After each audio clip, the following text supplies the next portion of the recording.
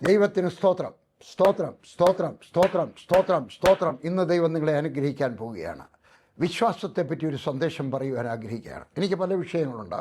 വിശ്വാസത്തെപ്പറ്റി പറയാം, വിശുദ്ധിയെപ്പറ്റി പറയാം, അനുഗ്രഹിക്കപ്പെടാതിരിക്കാൻ ശാപിക്കപ്പെടാനുള്ള കാരണങ്ങളെപ്പറ്റി ചെറുതായിട്ട് സൂചിപ്പിക്കാൻ അറിയാം, മാതാപിതാക്കൾക്ക് ഉപദേശങ്ങൾ കൊടുക്കാൻ അറിയാം, ബിസിനസ്സുകാർക്ക് ഉപദേശങ്ങൾ കൊടുക്കാൻ അറിയാം, വിദ്യാർത്ഥികൾക്ക് ഉപദേശങ്ങൾ കൊടുക്കാൻ അറിയാം. പക്ഷേ ഞാൻ അധികവും പറയുമ്പോൾ ആളുകൾ കൂടുതൽ ശ്രദ്ധിക്കുന്നത് എന്ത് പറഞ്ഞു കഴിഞ്ഞാലും വിശ്വാസത്തെ പറ്റിയാണ്. വിശ്വാസവും വിശുദ്ധിയും രണ്ട് കാലുകളുണ്ട് എനിക്ക്. ഒന്ന്, ഞാൻ മുമ്പോട്ട് പോകുമ്പോൾ വിശ്വാസം, പിന്നെ പോകുമ്പോൾ വിശുദ്ധി, പിന്നെ പോകുമ്പോൾ വിശ്വാസം. നിങ്ങൾക്കറിയാം, നിങ്ങൾ ആദ്യം വെക്കുന്ന കാല് ഇടത്തുകാലാണെന്ന്. കല്യാണത്തിനൊക്കെ വരുമ്പോൾ വലത്തുകാല് വെച്ച് കയറണമെന്ന് പറയും. കയറി എന്ന് വെച്ചാൽ കുഴപ്പമൊന്നുമില്ല, നിർബന്ധമൊന്നുമില്ല. ഇടത്തുകാലം അതിനും പേടിക്കാനൊന്നുമില്ല.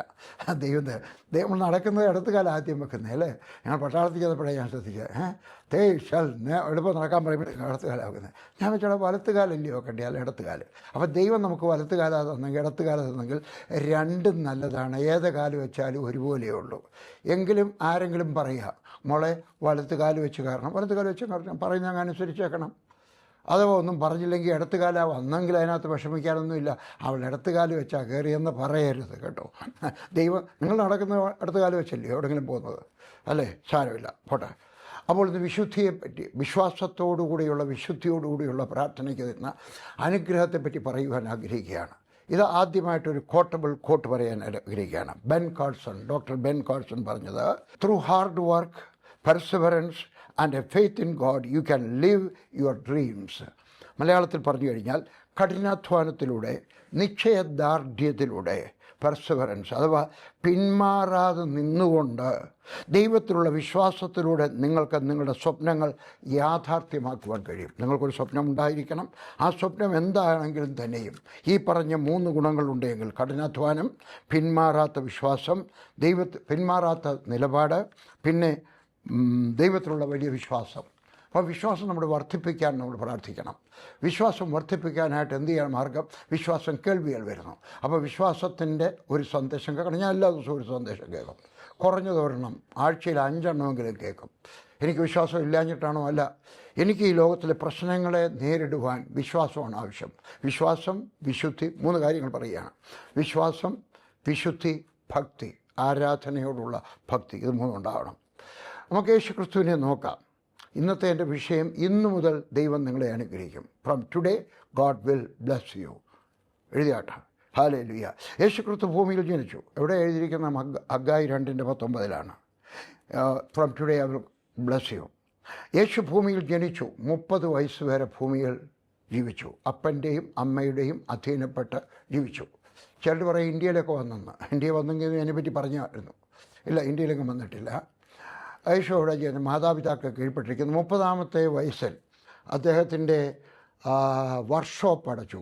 തടിയാശാരിയായിരുന്നു അപ്പൻ, അതുകൊണ്ട് മകനും തടിയാശാരിയായിരുന്നു. ആ വർക്ക്ഷോപ്പ് അടച്ചു കഴിഞ്ഞും വെച്ച് അദ്ദേഹം തൻ്റെ ഉളിയും കുട്ടൂടിയും ചിന്തേരും ഒക്കെ ആർക്കെങ്കിലും കൊടുത്തു കാണാം കേട്ടോ. പിന്നെ അതെടുത്തിട്ടില്ല. ചിലരുണ്ടൊക്കെ ചോദിക്കും, ഒരാൾ സുവിശേഷ വേലയ്ക്ക് പോയിട്ട് കലപ്പയെ കൈവച്ചിട്ട് പിന്നെ വേറെ ജോലിക്ക് പോകുന്ന കുഴപ്പമില്ല ഉണ്ടോ? അങ്ങനെ കുഴപ്പമൊന്നുമില്ല അല്ലേ. യേശു പോയില്ല, പക്ഷേ ശിഷ്യന്മാർ, പൗലോസ് പോയില്ലയോ? പൗലോസ് പിന്നെയും കൂടാരം ഉണ്ടാക്കാൻ പോയില്ലയോ? കാരണം സപ്പോർട്ട് നിന്നപ്പോൾ, കയ്യിൽ പൈസ ഇല്ലാതെ വന്നു കഴിഞ്ഞപ്പോൾ പോയി. അപ്പോൾ ദൈവവേല ചെയ്യുവാനായിട്ട് ചെയ്തുകൊണ്ടിരിക്കുമ്പോൾ ഏതെങ്കിലും ധനത്തിൻ്റെ ആവശ്യം വന്നു കഴിഞ്ഞാൽ, ആരെങ്കിലും വേറൊരു ബിസിനസ്സൂടെ തുടങ്ങിക്കഴിഞ്ഞാൽ അവർ മോശമാണെന്ന് കണക്കാക്കരുത് കേട്ടോ. അവർ കളിയാക്കരുത്. യേശു ക്രിസ്തുവിൻ്റെ ശിഷ്യന്മാർ എത്ര പേരായിരുന്നു? യേശുവിൻ്റെ ശിഷ്യന്മാർ 12 പേര്, അപ്പോസ്തലന്മാർ. വേറെ ആളുകളുണ്ടായിരുന്നു. അവരൊക്കെ സുവിശേഷം പ്രസംഗിക്കാൻ പോയത് ബൈബിളില്ലാതാണ്. അപ്പം നമ്മളും ബൈബിള്, നമ്മുടെ ദൈവം നമുക്ക് നമ്മുടെ ഭാഷയിൽ ബൈബിൾ തന്നിട്ടുണ്ട്. ഞാൻ ബൈബിളൊക്കെ എടുക്കുമ്പോൾ ചിലപ്പോൾ കൊടുക്കും. കർത്താവേ, എൻ്റെ ഭാഷയിൽ നീ എനിക്ക് വേദപുസ്തകം തന്നു, നിനക്ക് 1000 സ്തോത്രം. ഹല്ലേലൂയ. അപ്പോൾ നമ്മൾ ദൈവത്തിന് സ്തോത്രം ചെയ്യണം. ഇവിടെ യേശുക്രിസ്തുവിൻ്റെ അപ്പോസ്തലന്മാർ പ്രസംഗിക്കാൻ പോയത്, യേശുക്രിസ്തു ക്രൂശിൽ മരിച്ചു, ഒരാൾ പിന്മാറിപ്പോയി, തൂങ്ങിച്ചത്തു. തൂങ്ങിച്ചതവ് അല്ല ചെയ്തത്, കയറ് പൊട്ടി താഴെ വീണ് കുടൽ പൊട്ടി വെളിയിൽ വന്നു. കുടവയറൊക്കെ കാണും, മോഷ്ടിച്ചു തന്നതല്ലേ. എല്ലാ കുടവയറും മോഷ്ടിച്ചു തന്ന ആകടമൊന്നും ഞാൻ പറഞ്ഞില്ല കേട്ടോ. അതുകൊണ്ട് യേശുക്രിസ്തുവിൻ്റെ സുവിശേഷവുമായിട്ട് പോയി, വേദപുസ്തകം ഇല്ലാതെ പോയി.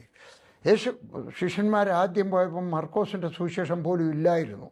മർക്കോസിൻ്റെ സുവിശേഷം ഉണ്ടായത് AD 52 അതുവരെ പുതിയ നിയമത്തെ ഒരു പുസ്തകവും ഇല്ലാതെ യേശു പറഞ്ഞ വാചകങ്ങളുമായിട്ട് പോയി. വേദപുസ്തകം ഇല്ലാതെ പോയി. വേദപുസ്തകം ഇല്ലാതെ സുവിശേഷം പറയുവാൻ കഴിയണം. അതുകൊണ്ട് വേദപുസ്തകം ഇല്ലാതെയാണ് ശിഷ്യന്മാർ സുവിശേഷ വേലയ്ക്ക് പോയത്. തോമാ ശ്ലീഹ ഇന്ത്യയിൽ വന്നത് 52-ലാണോ? ആണെങ്കിൽ അദ്ദേഹത്തിൻ്റെ മർക്കോസിൻ്റെ സുവിശേഷവും ഇല്ലായിരുന്നു കേട്ടോ. ചിലത്തൊക്കെ തോമാ ശ്ലീഹ നിൽക്കുന്നത് കാണുമ്പം ന്യൂ ടെസ്റ്റ്മെൻ്റ് പിടിച്ചുകൊണ്ടാണ് നിൽക്കുന്നത്. തെറ്റ്. പക്ഷേ നിങ്ങൾ കുഴപ്പമൊന്നുമില്ല, പക്ഷേ വിശ്വാസികളെ പഠിപ്പിക്കണം. അന്ന് മർക്കോസിൻ്റെ സുവിശേഷം ഉണ്ടായിരുന്നെങ്കിൽ 52-ലാണെങ്കിൽ ഇല്ല, 56-ലാണെങ്കിൽ ഉണ്ട്. അതുമായിട്ടാണ് വന്നത്. ഹല്ലേലൂയ. എന്തുവാണേലും ശരി, യേശുക്രിസ്തുവിൻ്റെ സുവിശേഷവുമായിട്ട് പോയി. എൻ്റെ വിഷയം, യേശു ആദ്യം ദൂത് പറഞ്ഞത് വേദപുസ്തകത്തിൽ എഴുതിയിരിക്കുന്നത് അമ്മയപ്പന്മാരോടാണ്. ബാക്കി എല്ലാവരോടും പറഞ്ഞതിന് മുമ്പേ വേറെ പറഞ്ഞു കാണും. പക്ഷേ ആദ്യം പറഞ്ഞത് എവിടെയാണ്? ലൂക്കോസിൻ്റെ സുവിശേഷം 2-ാം അധ്യായത്തിൻ്റെ 49-ാമത്തെ വാക്യത്തിൽ, എന്നെ തിരഞ്ഞത് എന്തിന്? എൻ്റെ പിതാവിനുള്ളതിൽ ഞാൻ ഇരിക്കേണ്ടത് എന്നറിയുന്നില്ലയോ? ഇംഗ്ലീഷിനകത്ത് കുറച്ചുകൂടെ സുന്ദരമാണ്. Did you not know that I must be about my father's business? എന്നെ അയച്ചത് എൻ്റെ അപ്പൻ്റെ തൊഴിൽ ചെയ്യണമെന്ന് വിചാരിച്ചില്ലേ? ബിസിനസ്. നമ്മളും ദൈവത്തിൻ്റെ ബിസിനസ് ചെയ്യുന്നത് എന്തൊക്കെയാണ്? പ്രസംഗിക്കണം, പ്രാർത്ഥിക്കണം, പിന്നെ ഏതൊക്കെ ആതുര ശുശ്രൂഷയൊക്കെ ചെയ്യണം, ഏതെങ്കിലുമൊക്കെ എന്തെങ്കിലും പ്രവർത്തിക്കുന്നു. അതാണ് ദൈവത്തിൻ്റെ ബിസിനസ്. സുവിശേഷം പ്രസംഗിക്കുന്നതും ഒരു ബിസിനസ്സാണ്. പണം ഉണ്ടാക്കാനുള്ള ബിസിനസ്സല്ല, പിതാവിൻ്റെ ബിസിനസ്. രോഗികൾക്ക് വേണ്ടി പ്രാർത്ഥിക്കുന്നത് പണം ഉണ്ടാക്കാനല്ല. ഞാൻ ഇന്ന് വരെ ഒരു രോഗിക്ക് വേണ്ടി പ്രാർത്ഥിക്കാൻ പോയിട്ട് രൂപ വാങ്ങിച്ചിട്ടില്ല. ക്രിസ്ത്യാനി എന്നാലും വിശ്വാസി എന്നാലും അവിശ്വാസി എന്നാലും ആക്രമിക്കുന്നത് വാങ്ങിച്ചിട്ടില്ല. എൻ്റെ പട്ടിണിയുടെ കാലത്ത് 1 ലിറ്റർ പാലിന് 2 രൂപയുള്ള സമയത്ത് ഒരാൾ എനിക്ക് 100 രൂപ തന്നു മോൾക്ക് വേണ്ടി പ്രാർത്ഥിക്കാൻ. മോൾക്ക് വേണ്ടി ഞാൻ പ്രാർത്ഥിച്ചു, മോള് സുഖമായി. ഞാൻ വാങ്ങിച്ചില്ല രൂപ. ഒരു ബ്രാഹ്മണൻ. ഞാൻ ഇന്ന് വരെ രൂപ വാങ്ങിച്ചിട്ടില്ല രോഗികൾക്ക് വേണ്ടി പ്രാർത്ഥിക്കാൻ. കാരണം ഇതെൻ്റെ വയറ്റിപ്പഴുപ്പിനുള്ള ബിസിനസ്സല്ല, ദൈവത്തിൻ്റെ ബിസിനസ്സാണ്. ആരെങ്കിലും രൂപ വാങ്ങിച്ചാൽ അത് തെറ്റാണെന്ന് ഞാൻ പറയുന്നത്. പക്ഷേ ഞാൻ പറയുന്നത് രോഗികൾക്ക് വേണ്ടി പ്രാർത്ഥിച്ചിട്ട് വാങ്ങിക്കരുത്. ഞാൻ അന്നേരം പറയും, നിങ്ങൾ സുഖമായിട്ട് വാങ്ങിക്കാം, സുഖമായിട്ട് വാങ്ങിക്കാം. ഒരു കല്യാണത്തിന് പോയാൽ ഞാൻ വാങ്ങിക്കത്തില്ല. ചിലർ അങ്ങനെയൊക്കെ വാങ്ങിക്കാറുണ്ട് കേട്ടോ. കല്യാണത്തിന് പോയിട്ട് കല്യാണം നടത്തുന്നവർക്ക് വാങ്ങിക്കാൻ അവകാശമുണ്ട്. സംബന്ധിക്കാൻ പോയൊരു ചോറ് കൊണ്ട് കഴിപ്പിച്ച് തരുന്ന വാങ്ങിച്ചുകൊണ്ട് വരും. തെറ്റ്. വാങ്ങിക്കാൻ പാടില്ല, വാങ്ങിക്കാൻ പാടില്ല കേട്ടോ, വാങ്ങിക്കാൻ പാടില്ല. ദൈവദാസന്മാരുടെയൊക്കെ പറയണം, ആരാണെങ്കിലും ശരി. കല്യാണം നടത്തുന്നവർ, ഞാൻ കല്യാണം നടത്തുമ്പം പോലും മിക്കവാറും വാങ്ങിച്ചിട്ടില്ല. വളരെ നിർബന്ധിച്ചാരെങ്കിലും സുവിശേഷ വേലയ്ക്കാണെന്ന് പറയുന്നത് മാത്രം വാങ്ങിച്ചിട്ട് ഇവിടെ വന്നിട്ട് റെസിറ്റ് അയച്ചു കൊടുക്കും. വാങ്ങിക്കാൻ അവകാശമുണ്ട്. കല്യാണം നടത്തുന്നവർക്ക് വാങ്ങിക്കാൻ അവകാശമുണ്ട്. പക്ഷേ ഞാൻ വാങ്ങിച്ചിട്ടില്ല. അതെൻ്റെ പേഴ്സണൽ, എൻ്റെ വ്യക്തിപരമായ തീരുമാനമാണ്. അപ്പോൾ സുവിശേഷം പറഞ്ഞത് അപ്പനോടും അമ്മയോടുമാണ്. എന്താണ് ദൈവത്തിൻ്റെ ബിസിനസ്? 46-ാമത്തെ വാക്യത്തിൽ പറയുന്നു, അവൻ ചോദ്യങ്ങൾ ചോദിക്കുകയായിരുന്നു. അവിടെ ഇരുന്ന വേദപണ്ഡിതന്മാരെടുക്കൽ. ദൈവാലയത്തിൽ പല മുറികളുണ്ട്, അവിടെ പല ക്ലാസ് എടുക്കുന്നുണ്ട്. ഉൽപ്പത്തി പുസ്തകത്തെപ്പറ്റി ക്ലാസ്, പുറപ്പാട് പുസ്തകത്തെപ്പറ്റി ക്ലാസ്, യെശയ്യാവിൻ്റെ പുസ്തകത്തെപ്പറ്റി ക്ലാസ്. ഇങ്ങനെ ഓരോന്നും ക്ലാസ് എടുക്കുന്നവർ ഇഷ്ടമുള്ളതൊക്കെ പോയിരുന്ന് കേൾക്കാം. യേശു അവിടെ പോയിരിക്കുകയായിരുന്നു. വലിയ പെരുന്നാളിന് ആളുകൾ വരുന്നത്, ഒത്തിരി പേര് വരും. അവർക്ക് ഇഷ്ടമുള്ള ക്ലാസ്സിന് പോയിരിക്കാം. റാബിമാർ ക്ലാസ് എടുക്കും. യേശു അവിടെ ഇരുന്നിട്ട് ചോദ്യങ്ങൾ ചോദിച്ചു. അവനും മറുപടി പറഞ്ഞു. ഈ വേദപണ്ഡിതന്മാർക്കറിയാൻ വയ്യാത്ത കാര്യങ്ങൾ 3 കാര്യങ്ങളാണ്. ഒന്ന്, അവൻ ദൈവത്തിൻ്റെ വചനം ചോദിച്ചു പഠിച്ചു. Asking questions. നിങ്ങൾക്ക് ഏതെങ്കിലും കാര്യം നന്നായിട്ട് പഠിക്കണമെങ്കിൽ ചോദ്യങ്ങൾ ചോദിക്കുക. ഇനിയും പറയുന്നത് കേട്ടാട്ടെ, നിങ്ങൾക്ക് നന്മയ്ക്ക് പറയാം. പ്രത്യേകിച്ച് ചെറുപ്പക്കാരുടെ നിങ്ങളൊരു ദൈവദാസനെ കണ്ടാൽ, എന്നെ കണ്ടാൽ, വേറൊരു ദൈവദാസനെ കണ്ടാൽ, പ്രത്യേകിച്ച് പരിചയമുള്ള, ജീവിതത്തിനകത്ത് പരിചയമുള്ള ദൈവദാസന്മാരെ കണ്ടു കഴിഞ്ഞാൽ ചോദ്യങ്ങൾ ചോദിച്ചാട്ടെ. ഏറ്റവും വലിയ അത്ഭുതം എന്താ കണ്ടത്? ഏറ്റവും വലിയ പാഠം എന്താ പഠിച്ചത്? എനിക്ക് എന്തെങ്കിലും ഒരു ഉപദേശം തരാം. എന്തെങ്കിലുമൊക്കെ ചോദ്യങ്ങൾ ചോദിക്കുക കേട്ടോ. ഒത്തിരി കാര്യങ്ങൾ പഠിക്കുവാൻ കഴിയും. രണ്ടാമത് 47-ാമത്തെ വാക്യം, അവൻ പ്രസംഗിച്ചു. കേട്ടവർ, അവൻ പ്രസംഗിച്ചു. അവൻ ചോദ്യങ്ങൾ ചോദിച്ചു, അവൻ കേട്ടു. 46-ാമത്തെ അവൻ teacher. He studied, he preached and he taught. സ്വതന്ത്രം. എന്നാൽ അവൻ സ്നാനം കഴിഞ്ഞ് പരിശുദ്ധാത്മ സ്നാനം പ്രാപിച്ചതിന് ശേഷം അവൻ തൻ്റെ ശുശ്രൂഷയെ ആരംഭിച്ചു. ആദ്യമായിട്ട് പിന്നെ സുവിശേഷം പറഞ്ഞത് പിശാചിനോടായിരുന്നു, സാത്താനോടായിരുന്നു. ലൂക്കോസിൻ്റെ സുവിശേഷം 4-ാം അധ്യായം അതിൻ്റെ 4, 8, 12 3 വാക്യങ്ങൾ ഇപ്രകാരം എഴുതിയിരിക്കുന്നു. വചനത്തിനകത്ത് എഴുതിയിരിക്കുന്നു. പിശാചിനോടും പറഞ്ഞു. നമ്മളും പിശാചിനോട് പറയണം. ചിലപ്പോൾ പിശാച് നമ്മുടെയൊക്കെ പരീക്ഷിക്കാനായിട്ട് വരും. ഞാൻ തുറന്നു പറയട്ടെ, ചിലപ്പോൾ പിശാച് പറയും, ഞാൻ കല്യാണമൊക്കെ കഴിച്ചതാണ്, പക്ഷേ അവിടെ ഒരു പെണ്ണുണ്ട്, അത് വലിയ കുഴപ്പമൊന്നുമുള്ളതല്ല പറയും. ഇത് ദൈവത്തിൻ്റെ ഇഷ്ടമാണെന്ന് വരെ പറയും. ഇത് കുഴപ്പമൊന്നുമില്ലെന്ന് പറയും. അങ്ങനെ പറഞ്ഞിട്ടുള്ളവരുണ്ടോ? എൻ്റെ തെളിവുണ്ടോ? എൻ്റെയൊക്കെ പറഞ്ഞിട്ടുണ്ട്. അപ്പോൾ പിശാചിൻ്റെയൊക്കെ പറയണം, എൻ്റെ വേദപുസ്തകം ഇങ്ങനെ പറയുന്നു, പാടില്ല. എൻ്റെ വേദപുസ്തകത്തിനെതിരായിട്ട് ഞാൻ ഒരിക്കലും ചെയ്യത്തില്ല. എത്ര രൂപ കിട്ടിയാലും ശരി, വണ്ടി കിട്ടിയെന്ന് വരും, പുരയിടം കിട്ടിയെന്ന് വരും, അമേരിക്കയിലേക്കുള്ള വിസ കിട്ടിയെന്ന് വരും. പലപ്പോഴും നമുക്ക് വിസയ്ക്ക് പോകുന്ന സമയത്ത് കള്ളം പറയാൻ ആഗ്രഹം തോന്നും. എൻ്റെ മരുമകൾ MBBS കഴിഞ്ഞും വെച്ച് അമേരിക്കയിലെ മെഡിക്കൽ, അവിടെ സ്വപ്നമായിരുന്നു അമേരിക്കയിലെ മെഡിക്കൽ കോളേജിൽ പോയി പഠിക്കണം. അവൾ പഠിച്ചു. വിസയ്ക്ക് പോകാൻ നേരം അവിടെ അഡ്വൈസർ പറഞ്ഞു, അവിടെ ഉപദേശിക്കുന്ന ആൾ, മെൻറ്റർ പറഞ്ഞു കൊടുത്തു, കൗൺസിലർ പറഞ്ഞു കൊടുത്തു, നിനക്ക് റിലേറ്റീവ്സ് ഉണ്ടോ? എൻ്റെ കസിൻസ് അവിടെ ഉണ്ട്. നിൻ്റെ ഭർത്താവിൻ്റെ ആരെങ്കിലും ഉണ്ടോ? എൻ്റെ ഭർത്താവിൻ്റെ പെങ്ങളവിടെ ഉണ്ട്. ആരും ഇല്ലെന്നേ പറയാവൂ. അവൾ പറഞ്ഞ മറുപടി കേട്ടാട്ടെ, കള്ളം പറഞ്ഞിട്ടൊരു വിസ കിട്ടിയിട്ട് എനിക്ക് പോയി പഠിക്കേണ്ട ആവശ്യമില്ല. എനിക്കും അതുപോലെ ആയിരുന്നു. അമേരിക്കയിലേക്കുള്ള എൻ്റെ വിസ തരത്തില്ലെന്ന് പറഞ്ഞു. ഒരു പ്രാവശ്യം പറഞ്ഞു, രണ്ടാമത്തെ പ്രാവശ്യം പറഞ്ഞു. വേറൊരാൾ പറഞ്ഞു, സാരമില്ല, ഞാൻ വാങ്ങിച്ചു തരാം. ഈ പാസ്പോർട്ട് അങ്കളഞ്ച്, എന്താ പേര്? പാപ്പി ഗീവർഗീസ്. നമുക്ക് അടുത്ത പ്രാവശ്യം അടിക്കാം ഗീവർഗീസ് പാപ്പി. അവരുടെ കമ്പ്യൂട്ടറിനകത്ത് വരത്തില്ല. ഞാൻ പറഞ്ഞു, കള്ളം പറയാതെ ഞാൻ അമേരിക്കയിൽ പോയി പണം ഉണ്ടാക്കിയിട്ട് വരുന്നതിനേക്കാൾ നല്ലത് ഇവിടെ പട്ടിണി കിടക്കുന്നതാണ്. ഞാൻ വലിയ ആളാണെന്ന് പറയുകയല്ല. ഇത് നമ്മുടെ പോളിസി ആയിരിക്കണം. ദൈവത്തിന് പിശാചിനോട് സംസാരിക്കണം, എനിക്ക് വേണ്ട, ഞാൻ തെറ്റ് ചെയ്യത്തില്ല. ഹല്ലേലൂയ. ഇനി 13ാമത്തെ വാക്യം ഞാൻ വായിക്കാം. 13. അങ്ങനെ പിശാച് സകല പരീക്ഷയും തികച്ച ശേഷം, അപ്പോൾ പൂർത്തിയാക്കുമായിരുന്നു 3 കാര്യത്തിനകത്ത്. തികച്ച ശേഷം കുറേ കാലത്തേക്ക് അവരെ വിട്ടുമാറി. ആ കുറേ കാലത്തേക്കെന്നുള്ള അടിവരയിടണം. എന്നേക്കും പിശാച് നമ്മളെ വിട്ട് മാറിപ്പോകത്തില്ല. പിശാച് നാണമില്ലാത്ത ഒരു ജീവിയാണ്. ജീവി എന്ന് പറഞ്ഞ് ശരിയാണെങ്കിൽ, ജീവനുണ്ടല്ലോ, നാണമില്ലാത്ത ഒരു ജീവിയാണ്. അതിന് എത്ര പ്രാവശ്യം ഫത്സിച്ചാലും പിന്നെയും കറങ്ങി മുമ്പിൽ വരും. ഒരു പെണ്ണെ കഴിപ്പിച്ച് വേറൊരു പെണ്ണെ കൊണ്ടുവരും. ഒരു ചെറുക്കനെ കഴിക്കാൻ വേറൊരു ചെറുക്കനെ കൊണ്ടുവരും. ഒരു കള്ളം പറയാനുള്ള അവസരം വേറൊരു കള്ളം പറയാനുള്ളത് കൊണ്ടുവരും. ഒരിക്കൽ മോഷ്ടിക്കാൻ കഴിയുമ്പോൾ പിന്നെ അടുത്ത പ്രാവശ്യം മോഷ്ടിക്കാനുള്ള സൗകര്യം കൊണ്ടുതരും. ഞാൻ പലതും മുമ്പാകെ കൊണ്ട് കാണിക്കും. നമ്മളത് ശ്രദ്ധിക്കണം. അങ്ങനെ കുറേ കാലത്തേക്ക് വിട്ടുമാറി. പിശാചിനെ ഓടിച്ചതിന് ശേഷം അവൻ ശുശ്രൂഷ ആരംഭിച്ചു. ഹല്ലേലൂയ. അതിന് ശേഷമാണ് ശുശ്രൂഷ അയച്ചത്. നമ്മൾ ഇതുവരെ പിശാചിനെ ഓടിച്ചിട്ടില്ലെങ്കിൽ നമ്മുടെ ജീവിതത്തിനകത്ത്, നമ്മുടെ വീടിനകത്ത്, നമ്മുടെ കണക്ക് ബുക്കിനകത്ത്, നമ്മുടെ പേഴ്സിനകത്ത്, ചിലരുടെ പേഴ്സിനകത്ത് പോലും മന്ത്രച്ചരട് വെച്ചിട്ടുണ്ട്. എല്ലാവരുടെയും ഉണ്ട്. ചിലരുടെ അണ്ടർവെയറിനകത്ത് കല്ല് ജപിച്ച് വെച്ചിട്ടുണ്ട്. കൂടുതൽ പറയുന്നില്ല ഞാൻ. എവിടെയെങ്കിലും ഉണ്ടെങ്കിൽ നമുക്ക് ഇന്ന് ഉപേക്ഷിക്കാം. From today I will bless you. അതാണ് എൻ്റെ വിഷയം. ഇതുവരെ ഉണ്ടായെങ്കിൽ നമുക്ക് ഉപേക്ഷിക്കാം. പിശാചിനെ വിട്ടതിന് ശേഷം ദൈവത്തിൻ്റെ വേല ചെയ്യാം. ഏതാണ് ദൈവത്തിൻ്റെ വേല? സുവിശേഷം പ്രസംഗിക്കുന്ന ദൈവത്തിൻ്റെ വേലയാണ്. ഒരു വീട്ടിലെ അമ്മയായിരിക്കുന്ന ദൈവത്തിൻ്റെ വേലയാണ്. ഒരു വീട്ടിലെ അപ്പനായിരിക്കും ദൈവത്തിൻ്റെ വേലയാണ്. ഒരു വീട്ടിലെ മകനായിരിക്കും ദൈവത്തിൻ്റെ വേലയാണ്. ഒരു സൺഡേ സ്കൂൾ ടീച്ചറായിരിക്കും ദൈവത്തിൻ്റെ വേലയാണ്. കൈകൊട്ടി ആരാധിക്കുന്നതും ദൈവത്തിൻ്റെ ബിസിനസ്സാണ്. Hallelujah, hallelujah. അതിനുശേഷം യേശു ബഹുജനത്തോട്, പൊതുജനത്തോട് മാനസാന്തരപ്പെടണമെന്ന് പ്രസംഗിച്ചു. എവിടെയൊക്കെ? ഒത്തിരി ഇടത്ത് എഴുതിയിട്ടുണ്ട്. മത്തായി 4:17, മർക്കോസ് 1:5 മുതൽ ദൈവരാജ്യം സമീപിച്ചിരിക്കുന്നു. അതിനാൽ മർക്കോസ് 1:15 പറയാം. കാലം തികഞ്ഞു, ദൈവരാജ്യം സമീപിച്ചിരിക്കുന്നു, മാനസാന്തരപ്പെട്ട സുവിശേഷം. എപ്പോഴാണ്? പിശാചിനെ ഓടിച്ചതിന് ശേഷം. നമ്മുടെ ജീവിതത്തിനകത്ത് പിശാചിനെയും വെച്ചുകൊണ്ട് സുവിശേഷം പറയുന്നത് ശരിയല്ല. പറയുന്നവരുണ്ട്, അല്ലേ? കള്ളു കുടിച്ചു വെച്ച സുവിശേഷം പറയുന്നവരുണ്ട്. അന്ന് കുടിച്ചില്ലെങ്കിലും രാത്രി കുടിക്കുന്നവരുണ്ട്. ഭാര്യയെ അടിച്ചു വെച്ച സുവിശേഷം പറയുന്നവരുണ്ട്. എനിക്കറിയാം. പാടില്ല. ഞാൻ ആരെയും കുറ്റം പറയുകയല്ല, നിങ്ങളുടെ നന്മയ്ക്ക് വേണ്ടി പറയുകയാണ്. എവിടെയെങ്കിലുമൊക്കെ പാവണമെങ്കിൽ from today I will bless you. അത് സംഭവിക്കണമെങ്കിൽ ഇതുവരെയുള്ളതൊക്കെ മാറ്റി നിർത്തിയിട്ട് ഇന്നു മുതൽ ഞാനൊരു പുതിയ വ്യക്തിയായിട്ട് വിടയും. രണ്ടാമത്തെ കാര്യം യേശു സുവിശേഷം പറഞ്ഞത് യോഹന്നാൻ 1:18.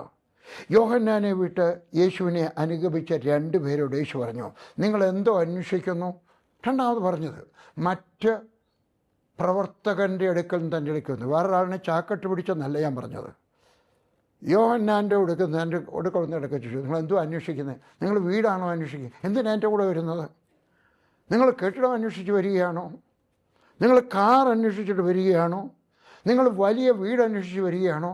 നിങ്ങൾ മെഡിക്കൽ കോളേജ്, പലരും ഇങ്ങനെ പ്രാർത്ഥനയ്ക്ക് പോകുന്നത് എന്തിനാണ് പോകുന്നത്? മെഡിക്കൽ കോളേജിൽ അഡ്മിഷൻ കിട്ടാനായിട്ട് നോക്ക്. നല്ല കാര്യമാണ്. പക്ഷേ കിട്ടിയില്ലെങ്കിൽ എന്തുവാണ്? അതാണ് എൻ്റെ ചോദ്യം. എൻ്റെ മൂത്ത മോൻ MBBS അഡ്മിഷൻ കിട്ടിയായിരുന്നു. എൻ്റെ നമ്പർ 50 വിദ്യാർത്ഥികളുള്ളതിനകത്ത് 49 അവൻ്റെ നമ്പർ. ഒരാൾ അവനെ കണ്ടിട്ട് പറഞ്ഞു, നിൻ്റെ നമ്പർ 49. 50,000 രൂപ തരാമെങ്കിൽ നിൻ്റെ നമ്പർ 49. അത് തന്നില്ലെങ്കിൽ നിൻ്റെ നമ്പർ 51 നിനക്ക് അഡ്മിഷൻ കിട്ടത്തില്ല. അവൻ പറഞ്ഞു, എൻ്റെയൊക്കെ ചോദിക്കാതെ പറഞ്ഞു, എനിക്ക് കൈക്കൂലി കൊടുത്തിട്ട് എനിക്ക് അഡ്മിഷൻ വേണ്ട. ഏതെങ്കിലും മെഡിക്കൽ കോളേജിൽ ഡൊണേഷൻ കൊടുക്കുന്നെങ്കിൽ ഞാൻ വിരോധമല്ല. പക്ഷേ കൈക്കൂലി കൊടുത്ത് പറഞ്ഞു വേണ്ടാന്ന് പോയില്ല. അവൻ ഡോക്ടറാകാമായിരുന്നു 50,000 രൂപ അത് കൊടുത്തിരുന്നെങ്കിൽ. ഒരു മെഡിക്കൽ കോളേജിലൊക്കെ എത്ര ലക്ഷം രൂപ ആയിട്ട് ആളുകൾ നിൽക്കുന്നത് അല്ലേ? 1 ലക്ഷമോ 2 ലക്ഷമോ ഒക്കെ അന്നത്തെ കാലത്തുണ്ടായിരുന്നു. കൊടുത്തില്ല. എൻ്റെ രണ്ടാമത്തെ മകൾക്ക് ആനിക്ക് അംബജോഗായി ഗവൺമെൻറ് മെഡിക്കൽ കോളേജിൽ അഡ്മിഷൻ കിട്ടി. എൻ്റെ ഫീസ് കൊടുക്കാനില്ല എന്ന് തുടങ്ങി. ഞാൻ മോട്ടിച്ചില്ല, കള്ളക്കണക്ക് എഴുതിയില്ല, സംഘടനയിൽ നിന്ന് എടുത്തില്ല. പലരും പറഞ്ഞു സംഘടനയിൽ നിന്ന് എടുത്താട്ടെ. കാരണം ഞാൻ വടക്കേ ഇന്ത്യയിൽ ഒത്തിരിയിടത്ത് സ്ഥലം വാങ്ങിച്ച് ബൈബിൾ കോളേജൊക്കെ പണിതിരിക്കുകയാണ്. അപ്പോൾ അവിടുന്ന് ഒരു 1,1,4,00,000 രൂപ എടുത്താൽ ദൈവം പിണങ്ങത്തില്ല. ലിലി പറഞ്ഞു, എൻ്റെയൊക്കെ പറഞ്ഞില്ല, ലിലി എടുക്കലേ പറഞ്ഞുള്ളൂ. ഇല്ല, പാടില്ല. മെഡിക്കൽ കോളേജിൽ കിട്ടാഞ്ഞുകൊണ്ട് എൻ്റെ മോൻ പിന്മാറിപ്പോയോ? ഇല്ല. മെഡിക്കൽ കോളേജിൽ അഡ്മിഷൻ കിട്ടാത്തതുകൊണ്ട് എൻ്റെ മോള് പിന്മാറിപ്പോയോ? ഇല്ല. ഞങ്ങൾ ആരെങ്കിലും പുറപുറത്തോ? ഇല്ല. വേദനയുണ്ട്, തീർച്ചയായിട്ടും ഉണ്ടായിട്ടുണ്ട്. ഞാനില്ലെന്ന് പറയുന്നില്ല, ഞങ്ങൾ മനുഷ്യരാണ്. പക്ഷേ പറയുന്നു, നിങ്ങളെന്തു അന്വേഷിക്കുക? ഞാൻ നിങ്ങളുടെ ചോദിക്കാം, നിങ്ങളെന്തിനാണ് ഈ മീറ്റിങ്ങിന് വരുന്നത്? എന്തിനാണ് നിങ്ങൾ ദശാംശം കൊടുക്കുന്നത്? എന്തിനാണ് പാവപ്പെട്ടവരെ സഹായിക്കുന്നത്? ഏതെങ്കിലും കാര്യസാധ്യത്തിനാണോ? അതോ ദൈവത്തോടുള്ള സ്നേഹം കൊണ്ട്, ദൈവവേലയുള്ള സ്നേഹം കൊണ്ട്? അതിനുശേഷം ലൂക്കോസിന് പറയുന്ന ആദ്യത്തെ സുവിശേഷം, ലൂക്കോസ് എഴുതിയിരിക്കുന്ന ആദ്യത്തെ സന്ദേശം, പിശാചിനെ ഓടിച്ച ശേഷം ലൂക്കോസ് 4:18-19 എന്താണ് അവൻ പറഞ്ഞത്? ദരിദ്രന്മാരോട് സുവിശേഷം അറിയിപ്പാൻ കർത്താവ് എന്നെ അഭിഷേകം ചെയ്തിരിക്കുകയാൽ അവൻ്റെ ആത്മാവിൻ്റെ മേലുണ്ട്. വൃദ്ധന്മാർക്ക് വിടുതലും കുരുടന്മാർക്ക് കാഴ്ചയും പ്രഖ്യാപിക്കുവാനും പീഡിതന്മാരെ വിടുവിച്ചയക്കുവാനും കർത്താവിൻ്റെ പ്രസാദവർഷം പ്രസംഗിക്കുവാനും എന്നെ അയച്ചിരിക്കുന്നു എന്ന് എഴുതിയിരിക്കുന്ന ഭാഗം കണ്ടെത്തി. യേശുക്രിസ്തു ദൈവാലയത്തിൽ പോയി. ദൈവാലയത്തിൽ ചെന്നപ്പോൾ അവൻ്റെ വേദപുസ്തകം വായിക്കാനുള്ള ചുരുളെടുത്ത് കൈ കൊടുത്തു. ഞാനത് നേരത്തെ കാണിച്ചിട്ടുണ്ട്. ചുരുട്ടി ഇങ്ങനെ വെച്ചിരിക്കുകയാണ്, തോലിനകത്ത് എഴുതിയിരിക്കുന്നതാണ്. അതിങ്ങനെ എടുത്തിട്ട് അവന് ഇഷ്ടപ്പെട്ട ഇഷ്ടമുള്ള കാണാം, അധ്യായമില്ല, വാക്യമില്ല, വലിയൊരു ചുരുളാണ്. ആ ചുരുൾ അങ്ങോട്ട് കൊടുത്തപ്പോൾ അവനകത്ത് എടുത്തും വെച്ച് അവൻ സുവിശേഷം വായിച്ചു. ഇനിയും പറയുന്നത് കേട്ടാണ്, എന്താ എഴുതിയിരിക്കുന്നത് നിങ്ങൾ കണ്ടോ? എന്നെഴുതി കർത്താവിൻ്റെ പ്രസാദവർഷം പ്രസംഗിക്കുവാൻ എന്നെ അയച്ചിരിക്കുന്നു എന്ന് എഴുതിയിരിക്കുന്ന ഭാഗം കണ്ടെത്തി. അവനിഷ്ടമുള്ള ഒരു ഭാഗം തിരഞ്ഞെടുക്കാമായിരുന്നു. അവൻ എന്താ പ്രസംഗിച്ചത്? ഹല്ലേലൂയ. വളരെ കുറച്ച് സഭകൾ മാത്രമേ നമ്മൾ യേശു പ്രസംഗിക്കുന്നുള്ളൂ, കണ്ടുപിടിച്ചത് പറയുന്നുള്ളൂ. എന്താണ്? ദരിദ്രന്മാരുടെ സുവിശേഷം അറിയിപ്പാൻ കർത്താവിനെ അഭിഷേകം ചെയ്തിരിക്കുന്നു. എന്താണ് ദരിദ്രന്മാരുടെ സുവിശേഷം? നിങ്ങൾ ദരിദ്രനായിട്ട് ജയിച്ചു, ഇത് നിങ്ങളുടെ തലയിലെഴുത്താ, നിങ്ങളുടെ കഴിഞ്ഞകാല ജന്മത്തിൻ്റെ ശാപമാണ്, അതുകൊണ്ട് ഇത് അനുഭവിച്ചേ ഒക്കത്തുള്ളൂ. ഇല്ല, ക്രിസ്തീയ ഉപദേശം അതല്ല, വേദപുസ്തകത്തിൻ്റെ ഉപദേശമല്ല. നിങ്ങൾ ദരിദ്രനാണോ? നമുക്ക് ദാരിദ്ര്യത്തിൽ നിന്നൊക്കെ വിടുതൽ തരുന്ന ഒരു കർത്താവ് നമുക്കുണ്ട്. നീ പരീക്ഷയിൽ തോറ്റുപോയോ? നിനക്ക് അതിനകത്ത് നിന്ന് വിടുതൽ തരുന്നു. ദരിദ്രന്മാരുടെ സുവിശേഷം അറിയിക്കുന്നു. ഇന്ന് അനേക സഭകൾ ഈ തത്വം പഠിപ്പിക്കുന്നില്ല.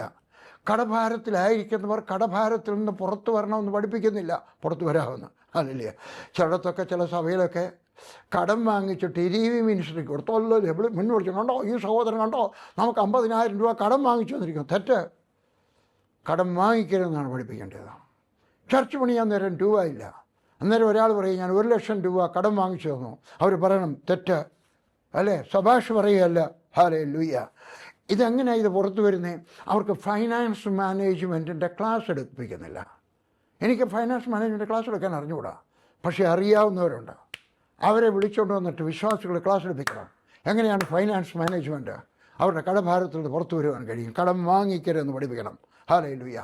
പലർക്കും സമയമില്ല, അവരെ പഠിപ്പിക്കണം എങ്ങനെയാണ് ടൈം മാനേജ്മെൻറ്റ്. എൻ്റെ ഒക്കെ പലരും ചോദിച്ചിട്ടുണ്ട്, വർഗീശ്വരരെ ഞങ്ങൾ 4 മണിക്ക് എഴുന്നേൽക്കുന്നു. ഒരാളെൻ്റെ ഒക്കെ പറഞ്ഞാൽ ഒരു ദേവദാസൻ്റെ ഒക്കെ പറഞ്ഞാണ്, വർഗീശ്വരരെ ഞാൻ 4 മണിക്ക് എഴുന്നേൽക്കുന്നു, വർഗീസ് 5 മണിക്ക് എഴുന്നേറ്റിട്ട് എന്തെല്ലാം ചെയ്യുന്നു, എവിടുന്ന് സമയം കിട്ടുന്നു? Time management. നിങ്ങൾക്കുള്ള അതേ സമയമാണ് മുഖ്യമന്ത്രിക്കുള്ളത്, എനിക്കും നിനക്കുമുള്ള അതേ സമയമാണ് പ്രധാനമന്ത്രിക്കുള്ളത്. അവരൊക്കെ ഇത് മാനേജ്മെൻറ്റ് ചെയ്യുന്നുണ്ടെങ്കിൽ ഒത്തിരി കാര്യങ്ങളാണ് ചെയ്യുന്നത്. അവരെങ്ങനെയാണ് ടൈം മാനേജ്മെൻറ്റ്, ഒരു ടൈം ടേബിളുണ്ട്, നിങ്ങൾക്കുണ്ടായിരിക്കണം. ദാരിദ്ര്യം ശാപമല്ല. അപ്പോൾ ദാരിദ്ര്യത്തിലായിരിക്കുന്ന ഒരു ദാരിദ്ര്യത്തിൽ നിന്ന് പുറത്തു വരാൻ പഠിപ്പിക്കണം. കടഭാരത്തിലുള്ളവർ കടഭാരത്തിൽ നിന്ന് പുറത്തു വരാൻ പഠിപ്പിക്കണം. പുറത്തു വരാം, കടം വാങ്ങിക്കാതെ ജീവിക്കാം. നമ്മുടെ വരുമാനം എത്ര കുറവാണെങ്കിലും പരിജ്ഞാനത്തിൻ്റെ കുറവ് കൊണ്ടാണ് ദാരിദ്ര്യത്തിൽ ജീവിക്കുന്നത്. ദൈവത്തിന് ഇഷ്ടമല്ല. ദാരിദ്ര്യം ശാപമല്ല. പക്ഷേ ദാരിദ്ര്യത്തിൽ തന്നെ തുടരുന്നതൊരു ശാപമാണ്. അല്ല, അതൊരു പരിജ്ഞാനത്തിൻ്റെ കുറവാണ്. അതിനകത്തൊന്ന് പുറത്തു വരാം. രണ്ടാമത്തെ സന്ദേശം, ബദ്ധവാന്മാർക്ക് വിടുതൽ കൊടുക്കുവാൻ, ക്യാപ്റ്റീവ്സിന് ഫ്രീഡം കൊടുക്കാം. ഹല്ലേലൂയ. ക്യാപ്റ്റീവ്സ്, ആരെങ്കിലും ബദ്ധന്മാരുണ്ടെങ്കിൽ, ഇന്ന് ഒത്തിരി പള്ളികളിൽ ക്യാപ്റ്റീവ്സ് ഉണ്ട്, അനേകരുണ്ട്. കള്ളിന്, കഞ്ചാവിന്, അസന്മാർഗികതയ്ക്ക്, മൊബൈൽ ഫോണിനകത്ത്, ചൂതാട്ടത്തിനകത്ത്. ഞാൻ ഇന്ന് കണ്ടുപിടിക്കുകയാണ്, 2024 മൊബൈൽ ഫോണിനകത്ത് ചൂതാട്ടത്തിനകത്ത്, കബളിപ്പിച്ചതല്ല, ചൂതാട്ടത്തിനകത്ത് പോയത് കേട്ടോ, ഇന്ത്യയിൽ 27,845 കോടി രൂപയാണ് ചൂതാട്ടത്തിനകത്ത് പോയത്. ഗാംബ്ലിങ്. ചിലർ അഡിക്റ്റഡാണ്. ചില കുഞ്ഞുങ്ങൾ ആത്മഹത്യ ചെയ്യുന്നു. എന്താ കാര്യം? ഒരൊറ്റ രാത്രി കൊണ്ട് ചൂതാട്ടം കളിച്ച് അപ്പൻ്റെയും പണം പോയി, വല്യപ്പച്ചൻ്റെയും പണം പോയി. പലരും ഇന്ന് ബദ്ധന്മാരാണ്, ക്യാപ്റ്റീവ്സാണ്. അല്ലേ? അലസത ക്യാപ്റ്റയാണ്. എഴുന്നേറ്റിട്ടൊന്നും ചെയ്യത്തില്ല, വെറുതെ ഇരിക്കുക. ഭാര്യ 3 പ്രാവശ്യം ചായ ചൂടാക്കി കൊണ്ട് കൊടുത്തു പറഞ്ഞാൽ ചായ എഴുന്നേര്, അല്ലേ? അലസത, മടി, വോണ്ട് വർക്ക്. ജോലി ചെയ്യാനുള്ള കഴിവുണ്ടോ? ജോലി ചെയ്യാനുള്ള പഠിത്തമുണ്ട്. ഒരു മനുഷ്യൻ്റെയൊക്കെ പറഞ്ഞാൽ ജോലി ചെയ്യാതിരിക്കുന്നതാണ് നല്ലതെന്ന്. കാരണം കുറച്ച് രൂപയൊക്കെ ഉണ്ട്. പിന്നെന്ത് വേണം? അപ്പനുണ്ടാക്കിയ തോട്ടമുണ്ട്. പിന്നെന്ത് വേണം? അവിടെ ജോലി ചെയ്യത്തില്ല. ജോലി ചെയ്യണം, ഏതെങ്കിലും ജോലി ചെയ്യണം കേട്ടോ. ഹല്ലേലൂയ. കഴിഞ്ഞ കാലം വരെ നിങ്ങൾ ഇതിനൊക്കെ ക്യാപ്റ്റീവായിരുന്നു, ബദ്ധന്മാരായിരുന്നു. വിടുതൽ പ്രാപിക്കണം ഇന്ന് മുതൽ. From today I bless you. ദൈവം പറയുകയാണ്. അതുകൊണ്ട് ഇതിനകത്ത് നമ്മൾ പുറത്തു വരണം. നാം പ്രാപിക്കണം, നാം പിടിച്ചെടുക്കണം. ഹല്ലേലൂയ. മൂന്നാമത്തെ സന്ദേശം, കുരുടന്മാർക്ക് കാഴ്ച കൊടുക്കുവാൻ. ഏത് കുരുടന്മാരാ? യേശുക്രിസ്തു കൊടുത്ത കുരുടന്മാർക്ക് കാഴ്ച കൊടുത്ത കാര്യം മാത്രമല്ല, ചിലർക്ക് കണ്ണുണ്ടെങ്കിലും കാണാത്തവരാണ്. അല്ലേ? ഇതുവരെ നിങ്ങൾ കണ്ണുണ്ടായിട്ടും കാണാത്തവരാണോ? പ്രാപിച്ചെടുക്കേണ്ട ഒട്ടനവധി അനുഗ്രഹം ഈ വേദപുസ്തകത്തിനകത്തുണ്ട്. പ്രാപിച്ചെടുക്കേണ്ട അനുഗ്രഹം, അത് പ്രാപിച്ചെടുക്കണം. ഞാൻ ദിവസം 2 കൊട്ടേഷനെങ്കിലും വായിക്കും. ഇന്ന് ഒത്തിരി വായിച്ചു. കാരണം ഓരോ കൊട്ടേഷൻ വായിക്കേണ്ടി ഉത്തരം കിട്ടും. ഇതാ ഞാൻ ഇന്ന് വായിച്ച ഒരു കൊട്ടേഷൻ വായിക്കട്ടെ. ഹല്ലേലൂയ. ജോൽ ഓസ്റ്റിൻ ഇപ്രകാരം പറഞ്ഞതാണ്. അദ്ദേഹത്തെ ഇഷ്ടമില്ലാത്തവരുടെ ചിലരുണ്ട്, പക്ഷേ അദ്ദേഹത്തിൻ്റെ പുസ്തകങ്ങളൊക്കെ വളരെ വില കൂടിയതാണ്. അദ്ദേഹത്തിൻ്റെ പുസ്തകത്തിനകത്ത് ചില കാതലായ ചില ഭാഗങ്ങളുണ്ട്. അദ്ദേഹം പറഞ്ഞൊരു കൊട്ടേഷനാണ്, I believe if you keep your faith, keep your trust, you keep the right attitude, if you are grateful, you will see God open up new doors. മലയാളത്തിൽ പറയട്ടെ, നിങ്ങളുടെ വിശ്വാസം നിങ്ങൾ കാത്തു സൂക്ഷിക്കുകയും നിങ്ങളുടെ ആശ്രയം, ദൈവത്തിലുള്ള ആശ്രയം നിലനിർത്തുകയും ശരിയായ മനോഭാവം പുലർത്തുകയും നന്ദിയുള്ളവരായിരിക്കുകയും ചെയ്താൽ ദൈവം നിങ്ങൾക്ക് പുതിയ പുതിയ വാതിലുകൾ തുറക്കും കേട്ടോ. അപ്പോൾ വിശ്വാസത്തിന് വലിയ ശക്തിയുണ്ട്. അതുകൊണ്ട് നമ്മൾ കാണണം. ഈ വേദപുസ്തകത്തിനകത്ത് അനുഗ്രഹം പറഞ്ഞിട്ടുണ്ട്, വിടുതൽ പ്രാപിക്കുന്നതിനെ പറ്റി പറഞ്ഞിട്ടുണ്ട്, ആരോഗ്യം പ്രാപിക്കുന്നതിനെ പറ്റി പറഞ്ഞിട്ടുണ്ട്, അഭിവൃദ്ധി പ്രോസ്പെരിറ്റി പ്രാപിക്കുന്നതിനെ പറ്റി പറഞ്ഞിട്ടുണ്ട്, ഉയർച്ച പ്രാപിക്കുന്നതിനെ പറ്റി പറഞ്ഞിട്ടുണ്ട്. ഇത് കണ്ടുപിടിക്കണം. പുതിയ നിയമത്തിലുണ്ട്. ചിലർ പറയും പഴയ നിയമത്തിലേ ഉള്ളൂ. അല്ല, പുതിയ നിയമത്തിലുണ്ട്. എത്ര എണ്ണം കാണണം? ഹല്ലേലൂയ. പ്രാപിച്ച അനുഗ്രഹം നാം കാണാതെ പോയി. അതുകൊണ്ട് കർത്താവേ, എൻ്റെ ഞാൻ എൻ്റെ കണ്ണിന് കാഴ്ച തരണമേ കർത്താവേ. ചിലർ പറയും എനിക്ക് കിട്ടത്തില്ല. നിൻ്റെ വിശ്വാസം പോലെ നിനക്ക് ഭവിക്കട്ടെ. ആരാണ്? ഹെൻറി ഫോർഡ് ആണെന്ന് തോന്നുന്നു പറഞ്ഞത്. ചിലർ പറയും ഇത് നടക്കത്തില്ല, ചിലർ പറയും ഇത് നടക്കും. രണ്ടുപേരും പറഞ്ഞു ശരിയാ, അക്കോർഡിംഗ് ടു ദെയർ ഫെയ്ത്ത്. നിങ്ങൾ വിശ്വസിക്കണം. ഞാൻ കുറച്ചുകൂടെ പഠിക്കും. ഞാൻ 10ാം ക്ലാസ്സിൽ പഠിച്ചുള്ളൂ, അതൊരു വശം. അത് കഴിഞ്ഞ് ഞാൻ MBAക്ക് പോയി. കോഴ്സ് ഞാൻ കംപ്ലീറ്റ് ചെയ്തു. പരീക്ഷ എഴുതിയില്ല, കാരണം എനിക്കൊരു ഡിഗ്രി അല്ലായിരുന്നു ആവശ്യം, എഴുതേണ്ടിയായിരുന്നു. MAക്കും പോയി ചേർന്നു. പക്ഷേ എനിക്കിവിടെ നിന്ന് പഠിക്കാൻ സമയമില്ല, എന്തെങ്കിലുമൊക്കെ പഠിക്കണം. ഹല്ലേലൂയ. കണ്ണ് കർത്താവേ, എൻ്റെ കാഴ്ച ശരിയാക്കണം, എനിക്ക് കാഴ്ച തരണമേ കർത്താവേ. ചിലർ പറയും കഷ്ടവും നഷ്ടവും എൻ്റെ ഓഹരിയാണ്. ഹല്ലേലൂയ. അതുകൊണ്ട് ഞാൻ പറയും നിങ്ങളുടെ വിശ്വാസം പോലെ നിനക്ക് ഭവിക്കട്ടെ. കഷ്ടവും നഷ്ടവും, എന്നും രോഗം, എന്നും അപകടം, ഉയർച്ചയില്ല, കൊച്ചു വീട്ടിൽ താമസിക്കേണ്ടി വരുന്നു. കൊച്ചു വീട്ടിൽ താമസിക്കുന്നത് മോശമല്ല, പക്ഷേ ദൈവം നിനക്ക് വലിയ വീട്ടിൽ താമസിക്കാനുള്ള ആവശ്യത്തിനുള്ള വീട്, അല്ലേ? നിനക്ക് ഓരോരുത്തരും എനിക്കറിയാവുന്ന ഒരാൾ, ഞാൻ കേട്ടതേ ഉള്ളൂ, ഭാര്യയും ഭർത്താവും മക്കളും കൂടെ 2 മുറി താമസിക്കുക. അയാൾ ഉദ്യോഗസ്ഥനാണ്, ഓഫീസറാണ്, അല്ലേ? അപ്പോൾ നമ്മൾ കഷ്ടവും നഷ്ടവും ഇരിക്കേണ്ടത്, കഷ്ടവും നഷ്ടവും ക്ഷമിക്കുന്നവരുടെ, അതിനകത്ത് ജീവിക്കുന്നവരൊക്കെ പറയുകയാണ് കേട്ടോ. നിങ്ങൾ ഈ കഴിഞ്ഞ വർഷം വരെ നിങ്ങൾ പരാജയത്തിലായിരുന്നെങ്കിൽ അനുഗ്രഹത്തിൻ്റെ, പ്രോസ്പെരിറ്റിയുടെ വാക്യങ്ങൾ കണ്ടുപിടിക്കണം. അഭിവൃദ്ധിയുടെ, വളർച്ചയുടെ, ഉയർച്ചയുടെ, നന്മയുടെ വാക്യങ്ങൾ കണ്ടുപിടിക്കണം വേദവചനത്തുനിന്ന്. എന്നിട്ട് അത് ക്ലെയിം ചെയ്യണം. കർത്താവ് എൻ്റെ കണ്ണ് തുറക്കണമേ, കർത്താവ് വിശ്വസിക്കുവാൻ സഹായിക്കണമേ. Hallelujah, hallelujah. എൻ്റെ കണ്ണ് തുറക്കണമേ. ഒരു ഫലിതം ഓർമ്മ വരുന്നു. ഒരു വീട്ടിലെ ഒരു ദൈവദാസൻ അങ്ങോട്ട് കയറി ചെന്നു, സഭാശുശ്രൂഷൻ അങ്ങോട്ട് കയറി ചെന്നപ്പോൾ അവരുടെ കൊച്ച്, 5 വയസ്സുള്ള ഒരു കൊച്ച് പട്ടിക്കുഞ്ഞുങ്ങളുമായിട്ട് കളിക്കുക. അയ്യോ ഇതെന്തുവാ ടീന, ഇതിവിടെ ഞങ്ങളുടെ പട്ടി പ്രസവിച്ചതാണ്, 3 കുഞ്ഞുങ്ങളുണ്ട്, എന്നിട്ട് അതിൻ്റെ കണ്ണ് തുറന്നിട്ടില്ലല്ലോ. ഇതങ്ങനെ ആ കണ്ണ് തുറന്നിട്ടില്ല. ഇത് നമ്മുടെ പള്ളിയിലെ അംഗങ്ങളാണോ? അതെ, നമ്മുടെ പള്ളിയിലെ അംഗങ്ങളാണ്, നല്ല പട്ടിക്കുഞ്ഞുങ്ങളാണ്. ഒരു 3 ആഴ്ച കഴിഞ്ഞിട്ട് പിന്നെയും ആ ദൈവദാസൻ അവിടെ ചെന്നപ്പോൾ ടീന മോളെ എന്തുകൊണ്ട് വിശേഷം? ഒന്നുമില്ല, പട്ടിക്കുഞ്ഞുങ്ങൾ എന്തിന് അപ്പുറത്തെ മുറിയുണ്ട്. അതിപ്പോഴും നമ്മുടെ സഭയിലെയാണോ? ഇപ്പോൾ നമ്മുടെ സഭയിൽ എൻ്റെ കണ്ണ് തുറന്നു. കണ്ണുണ്ടായിരുന്നാൽ പോരാ, കാണണം. ദൈവദാസന്മാരെ പഠിപ്പിക്കണം. ഹല്ലേലൂയ. വേദപുസ്തകത്തിൽ അനുഗ്രഹത്തിന് അനുഗ്രഹം മാത്രമല്ല, അനുസരണം പഠിപ്പിക്കണം. 2 കൂടെ ഒന്നിച്ച് പഠിപ്പിച്ചു പോകണം. അനുഗ്രഹം, അനുസരണം, അനുഗ്രഹം, അനുസരണം, അനുഗ്രഹം, അനുസരണം, അനുഗ്രഹം, അനുസരണം. Hallelujah, hallelujah. കണ്ടുപോകണം. സാമ്പത്തിക അഭിവൃദ്ധി, എ റീസണബിൾ പ്രോസ്പെറിറ്റി നമ്മുടെ അവകാശമാണ്.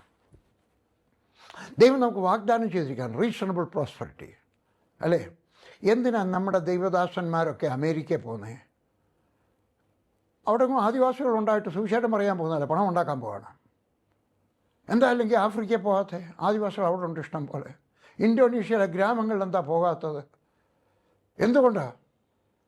പ്രോസ്പെരിറ്റിയുള്ള നാട്ടിൽ പോകുന്നത് പ്രോസ്പെരിറ്റിക്കാരെ പൈസ കൊടുക്കത്തുള്ളൂ. അതുകൊണ്ടാണ് ഞാൻ നിങ്ങളൊക്കെ പറയുന്നു, നമ്മളും പ്രോസ്പെരിറ്റിയിൽ വിശ്വസിക്കണം. ഞാൻ വിശ്വസിക്കുകയാണ്, എൻ്റെ സഭയിലുള്ള വിശ്വാസികളൊക്കെ പ്രോസ്പെരിറ്റിയിലായിത്തരും. വീടില്ലാത്തവർക്ക് വീടുണ്ടാവും, പുരയിടമില്ലാത്തവർക്ക് പുരയിടമുണ്ടാവും, പഠിക്കാൻ നിവൃത്തിയില്ലാത്തവർക്ക് പഠിക്കാൻ വിദ്യാഭ്യാസം ഉണ്ടാകും. അവരെല്ലാവരും ഉയർന്ന നിലയിൽ എത്തിച്ചേരും. ഹല്ലേലൂയ. നമ്മുടെ കണ്ണ് തുറക്കട്ടെ, നമ്മൾ പിടിച്ചെടുക്കട്ടെ. സമാധാനമുള്ള കുടുംബം. അസമാധാനത്തിൽ ജീവിക്കുക എന്ന് പറയുന്നത് ദൈവത്തിൻ്റെ പദ്ധതിയല്ല കുഞ്ഞുങ്ങളെ, കേട്ടോ. അടിയുണ്ടാക്കി, വഴക്കുണ്ടാക്കി, അങ്ങോട്ടും ഇങ്ങോട്ടും മിണ്ടാതെ അങ്ങോട്ടും ഇങ്ങോട്ടും തിരിഞ്ഞു കിടന്ന് കയറി കിടന്നുറങ്ങുന്നത് അല്ല കുടുംബജീവിതം. സമാധാനത്തോടെ ജീവിക്കുന്നത്, അതാണ് ഏറ്റവും നല്ലത്, അല്ലേ? സ്വത്തിലൊന്നുമല്ല. പീഡിതന്മാരെ വിടുവിച്ചവനും കർത്താവിൻ്റെ പ്രസാദവർഷം പ്രസംഗിപ്പാനും എന്നെ അയച്ചിരിക്കുന്നു എന്ന് എഴുതിയിരിക്കുന്ന സ്ഥലം കണ്ടു. യേശുവിനെപ്പറ്റി എഴുതിയിരുന്ന വാക്യം അവൻ കണ്ടുപിടിച്ചു. നിങ്ങളെപ്പറ്റി, എന്നെപ്പറ്റി അസാധാരണമായ സന്ദേശം ഞാൻ നേരത്തെ പ്രസംഗിച്ചിട്ടുണ്ട്. നിങ്ങളെപ്പറ്റി എഴുതിയിരിക്കുന്ന ഭാഗം വേദപുസ്തകത്തിനകത്ത് കണ്ടുപിടിക്കണം. ഞാൻ രക്ഷിക്കപ്പെട്ടപ്പോൾ ഞാനിത് കണ്ടുപിടിച്ചു. ഇതെവിടെ എഴുതിയിരിക്കുന്നറിയാം? 61-ാം അധ്യായത്തിൽ. ഏത് പുസ്തകത്തിലാണ്? യെശയ്യാവിൻ്റെ പുസ്തകം. ഞാൻ രക്ഷിക്കപ്പെട്ട് കഴിഞ്ഞപ്പോൾ ഞാൻ അതിനകത്ത് കൈവച്ചിട്ട് ഞാൻ പറഞ്ഞു, ഇതെൻ്റെ ഭാവിയാണ്. അയ്യോ, ഇത് ഞാൻ ഈ തത്വം പഠിക്കുന്നതിന് മുമ്പാണ്. ഇതായിരിക്കും എൻ്റെ ശുശ്രൂഷ. ഞാൻ എവിടെയെങ്കിലും പ്രസംഗിക്കാൻ നിൽക്കുമ്പോൾ എനിക്ക് ഭയം വരുന്ന സമയത്ത്, ചിലപ്പോൾ ഇംഗ്ലീഷിലായിരിക്കാം, വലിയൊരു സഭയായിരിക്കാം, ചിലപ്പോൾ പാസ്റ്റർമാർക്ക് ക്ലാസ് എടുക്കുന്നതായിരിക്കും, അമേരിക്കയിലോ മെക്സിക്കോയിലോ സ്വിറ്റ്സർലൻഡിലോ എവിടെയെങ്കിലും, സ്വീഡനിലോ എവിടെയെങ്കിലും. ആ സമയത്ത് ഞാൻ ആ ഭാഗം എടുത്ത് വിചാരിക്കും, ഇതാണ് എൻ്റെ ശുശ്രൂഷ. എന്താണ്? ഹല്ലേലൂയ. ഇവിടെ എഴുതിയിരിക്കുന്നത് പോലെ തന്നെ ദരിദ്രന്മാരുടെ സുവിശേഷം അറിയിക്കാൻ കർത്താവിനെ അഭിഷേകം ചെയ്തിരിക്കാൻ, സുവിശേഷം അറിയിക്കാൻ അഭിഷേകം ചെയ്തിരിക്കുന്നു. നിങ്ങളെപ്പറ്റി എഴുതിയിരിക്കുന്ന ഭാഗം നിങ്ങൾ കണ്ടുപിടിക്കണം, കേട്ടോ.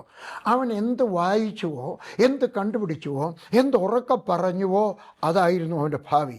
ഹല്ലേലൂയ. അവനത് അനുഭവിച്ച് സംതൃപ്തനായി. അങ്ങനെ എഴുതിയിരിക്കുന്നു, സംതൃപ്തനാകും. അവനത് കണ്ടു. നിങ്ങളും കണ്ടുപിടിക്കണം. പ്രാർത്ഥനയോടെ പ്രാർത്ഥിക്കണം.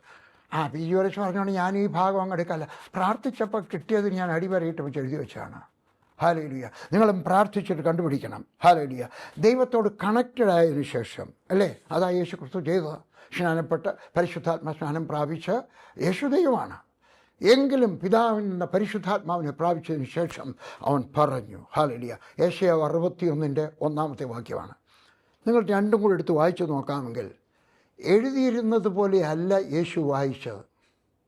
യേശു വ്യത്യാസപ്പെടുത്തിയാണ്. അങ്ങനെയാണെങ്കിൽ എൻ്റെയും നിൻ്റെയും അനുഗ്രഹത്തിൻ്റെ വാക്യം ഇച്ചിരൊക്കെ വ്യത്യാസപ്പെടുത്തി പറയാനൊക്കെ. ഞാൻ കിടക്കുന്ന മുറിയുടെ വാതിലുണ്ടല്ലോ, ആ വാതിലിനകത്ത് 23-ാം സങ്കീർത്തനം അച്ചടിച്ച് ഒട്ടിച്ചു വച്ചിരിക്കുകയാണ്. സംഖ്യാപുസ്തകം 6-ാം അധ്യായത്തിൻ്റെ 24, 25, 26 വാക്യങ്ങൾ അച്ചടിച്ച് മലയാളത്തിലും ആംപ്ലിഫൈഡ് ബൈബിളിലും ഒട്ടിച്ചു വച്ചിരിക്കുകയാണ്. ഞാൻ ഇറങ്ങി വരുമ്പോൾ വായിക്കും, യഹോവ PG വർഗീസിൻ്റെ ഇടയനാകുന്നു.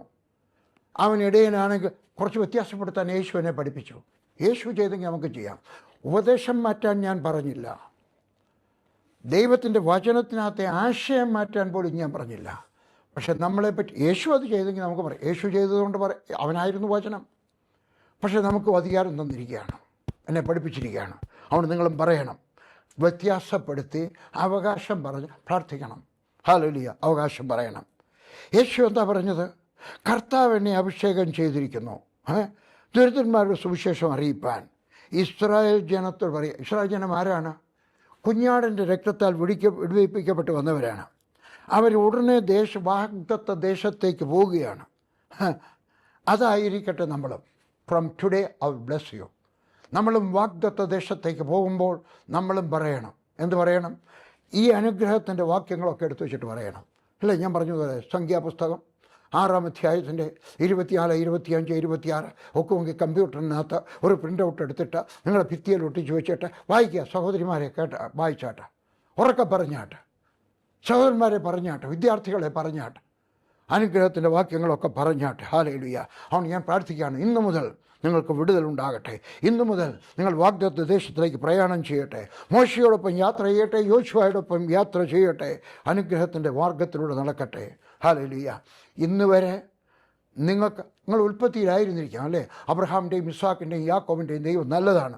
പോരാ, അത് നല്ലതാണ്, പക്ഷെ വളരെ നല്ലതല്ല. വളരെ നല്ലത് എന്താണ്? മോശയിലൂടെ യാത്ര ചെയ്യുന്നത്. എന്താണ്? അത്ഭുതങ്ങൾ കാണണം. അബ്രഹാം, ഇസ്ഹാക്ക്, യാക്കോബ്, ജോസഫ് അനുഗ്രഹം പ്രാപിച്ചു. പക്ഷേ അത്ഭുതങ്ങളൊക്കെ കാണുന്നത് ഹല്ലേലൂയ മോശയോടൊക്കെ വേണം. നമ്മൾ അത്ഭുതം കണ്ട് ജീവിക്കണം. ഞങ്ങളുടെ സംഘടനയുടെ ലീഡർ ഷാജി വർഗീസ് ബ്രദർ, അദ്ദേഹം എപ്പോഴും പറയും, A day without A miracle is A boring day. എല്ലാ ദിവസവും അത്ഭുതങ്ങൾ കാണുന്നതായിരിക്കണം. നിങ്ങൾ പ്രാർത്ഥിക്കുമ്പോൾ അത്ഭുതങ്ങൾ നടക്കണം. ഏതെങ്കിലും ഒരു ചെറിയൊരു അത്ഭുതമെങ്കിലും ഉണ്ടാകണം. ഹല്ലേലൂയ, ഉണ്ടായിരിക്കണം. ഹല്ലേലൂയ. ഇന്നു മുതൽ നിങ്ങൾ അനുഗ്രഹം പ്രാപിക്കട്ടെ. നാം എല്ലാവരും ദരിദ്രരോട് സുവിശേഷം പറയണം. ഏത് ദരിദ്രർ? ആത്മാവിൽ ദരിദ്രരായവർ. എവിടെ? പള്ളിയിൽ, ചർച്ചിനകത്ത്. 16-ാമത്തെ വാക്യത്തിൽ ചർച്ചിനകത്താണ്. ഏത് ചർച്ചിനകത്ത്? യാക്കോബ ചർച്ചിനകത്ത്, മർത്തോമ ചർച്ചിനകത്ത്, CSI ചർച്ചിനകത്ത്, ഇവാഞ്ചലിക്കൽ ചർച്ചിനകത്ത്, പെന്റിക്കോസ്റ്റ് ചർച്ചിനകത്ത്, ബ്രദറൻ ബാപ്റ്റിസ്റ്റ് ചർച്ചിനകത്ത് എല്ലാം ഉണ്ട് ദരിദ്രർ. ഹല്ലേലൂയ. ഏതാണ് ദരിദ്രരായിരിക്കുന്നത്? ആത്മീയരായിട്ട് ദരിദ്രരായൊരു ധനവാന്മാരാകണം. ഞാൻ നേരത്തെ പറഞ്ഞു, സാമ്പത്തിക ദാരിദ്ര്യത്തിൽ നിന്ന് പുറത്തു വരണം. മാത്രമല്ല ആത്മീയ ദാരിദ്ര്യത്തിൽ നിന്നും പുറത്തു വരണം. എങ്ങനെ? അതിന് വലിയൊരു വാഞ്ച ഉണ്ടാകണം. അതിനുവേണ്ടി ഒരു പരിശ്രമം വേണം. അതിനെപ്പറ്റിയുള്ള വചനങ്ങൾ കേൾക്കണം. അതിനുവേണ്ടി കഠിനാധ്വാനം ചെയ്യണം. ഞാൻ കഴിഞ്ഞ ഒരു ദിവസം 3 തത്വങ്ങൾ പറഞ്ഞു. എനിക്ക് ദൈവം കാണിച്ചു തന്ന ഒരു സിദ്ധാന്തമാണ്. ഈ 2026 എനിക്ക് കാണിച്ചു തന്നത്. അറിയാവുന്നൊരു കാര്യം, വളരെ സരളമായ ഒരു കാര്യം. നമുക്കൊരു വിശ്വാസം വേണം. ഏതിനകത്താണ് വിശ്വാസം വേണ്ടിയ? അഭിവൃദ്ധിക്കകത്ത്, ബുദ്ധിക്കകത്ത്, പരിജ്ഞാനത്തിനകത്ത്, സ്വഭാവ വളർച്ചയ്ക്കകത്ത് വിശ്വാസം വേണം. ഞാൻ എല്ലാ വർഷത്തിലും അപ്പോസ്തല പ്രവൃത്തി വായിക്കും, യോശുവയുടെ പുസ്തകം വായിക്കും, FS. അതിനറിയാം എൻ്റെ സ്വഭാവം വളരും, എൻ്റെ ശുശ്രൂഷ വളരും. വർഷങ്ങൾക്ക് മുമ്പ് ഞാൻ ഒറീസയിൽ വെച്ച് ഇങ്ങനെ പ്രസംഗിച്ചു. ഞാനൊരു ഭാവന കാണുകയാണ്. ഞാനൊരു 3000 പേരുടെ ആൾക്കാരോട് സംസാരിക്കും. അന്നതൊരു മഹാത്ഭുതമായിരുന്നു. എൻ്റെ മീറ്റിങ്ങിന് ഒരു 300 പേരൊക്കെയാണ് വരുന്നത്. കൂടിപ്പോയാൽ ഒറീസയിലൊക്കെ 300 പേരുമാണ്. അന്ന് ഞാൻ പറഞ്ഞു, നിങ്ങളും എനിക്ക് വേണ്ടി ഭാവന കണ്ടാട്ടെ. 3000 പേര്. ഒരാളെന്നെ വഴക്ക് പറഞ്ഞു, അങ്ങനെ പറയരുത്, അത് അഹങ്കാരമാണ്, അത് അത്യാഗ്രഹമാണ്. അതെ, ദൈവത്തിന് വേണ്ടി ഞാൻ അത്യാഗ്രഹമുള്ളവനായിരിക്കും. പക്ഷേ എനിക്കിന്ന് കുറ്റബോധമുണ്ട്. ഞാനന്ന് 3 ലക്ഷം എന്ന് പറയേണ്ടതായിരുന്നു. എൻ്റെ ഭാവന ചെറുതായിപ്പോയി. നിങ്ങളുടെ ഭാവന ചെറുതായിപ്പോരുത്. നിങ്ങളുടെ ഡിഗ്രിയെപ്പറ്റി, നിങ്ങളുടെ സഭയെപ്പറ്റി, നിങ്ങളുടെ വീടിനെപ്പറ്റി, നിങ്ങളുടെ മക്കളെപ്പറ്റി, നിങ്ങളുടെ ആരോഗ്യത്തെപ്പറ്റിയുള്ള ഭാവന ചെറുതായി പോകരുത്. അപ്പോൾ 1 വിശ്വാസം ഉണ്ടായിരിക്കണം, 2 വിശുദ്ധി ഉണ്ടായിരിക്കണം. വിശുദ്ധിയില്ലാതെ, ഞാൻ എപ്പോഴും പറയുന്നുണ്ട്, എല്ലാവരും പറയുന്നുണ്ട്, വിശുദ്ധി എന്ന് പറയുന്നത് വെള്ളവസ്ത്രം ധരിക്കുകയും ആഭരണമില്ലാതെ നടക്കുകയും തലമുടിയൊക്കെ ചെയ്യാതൊക്കെ നടക്കുകയും ഒക്കെ ഒന്നുമല്ല. ഹല്ലേലൂയ.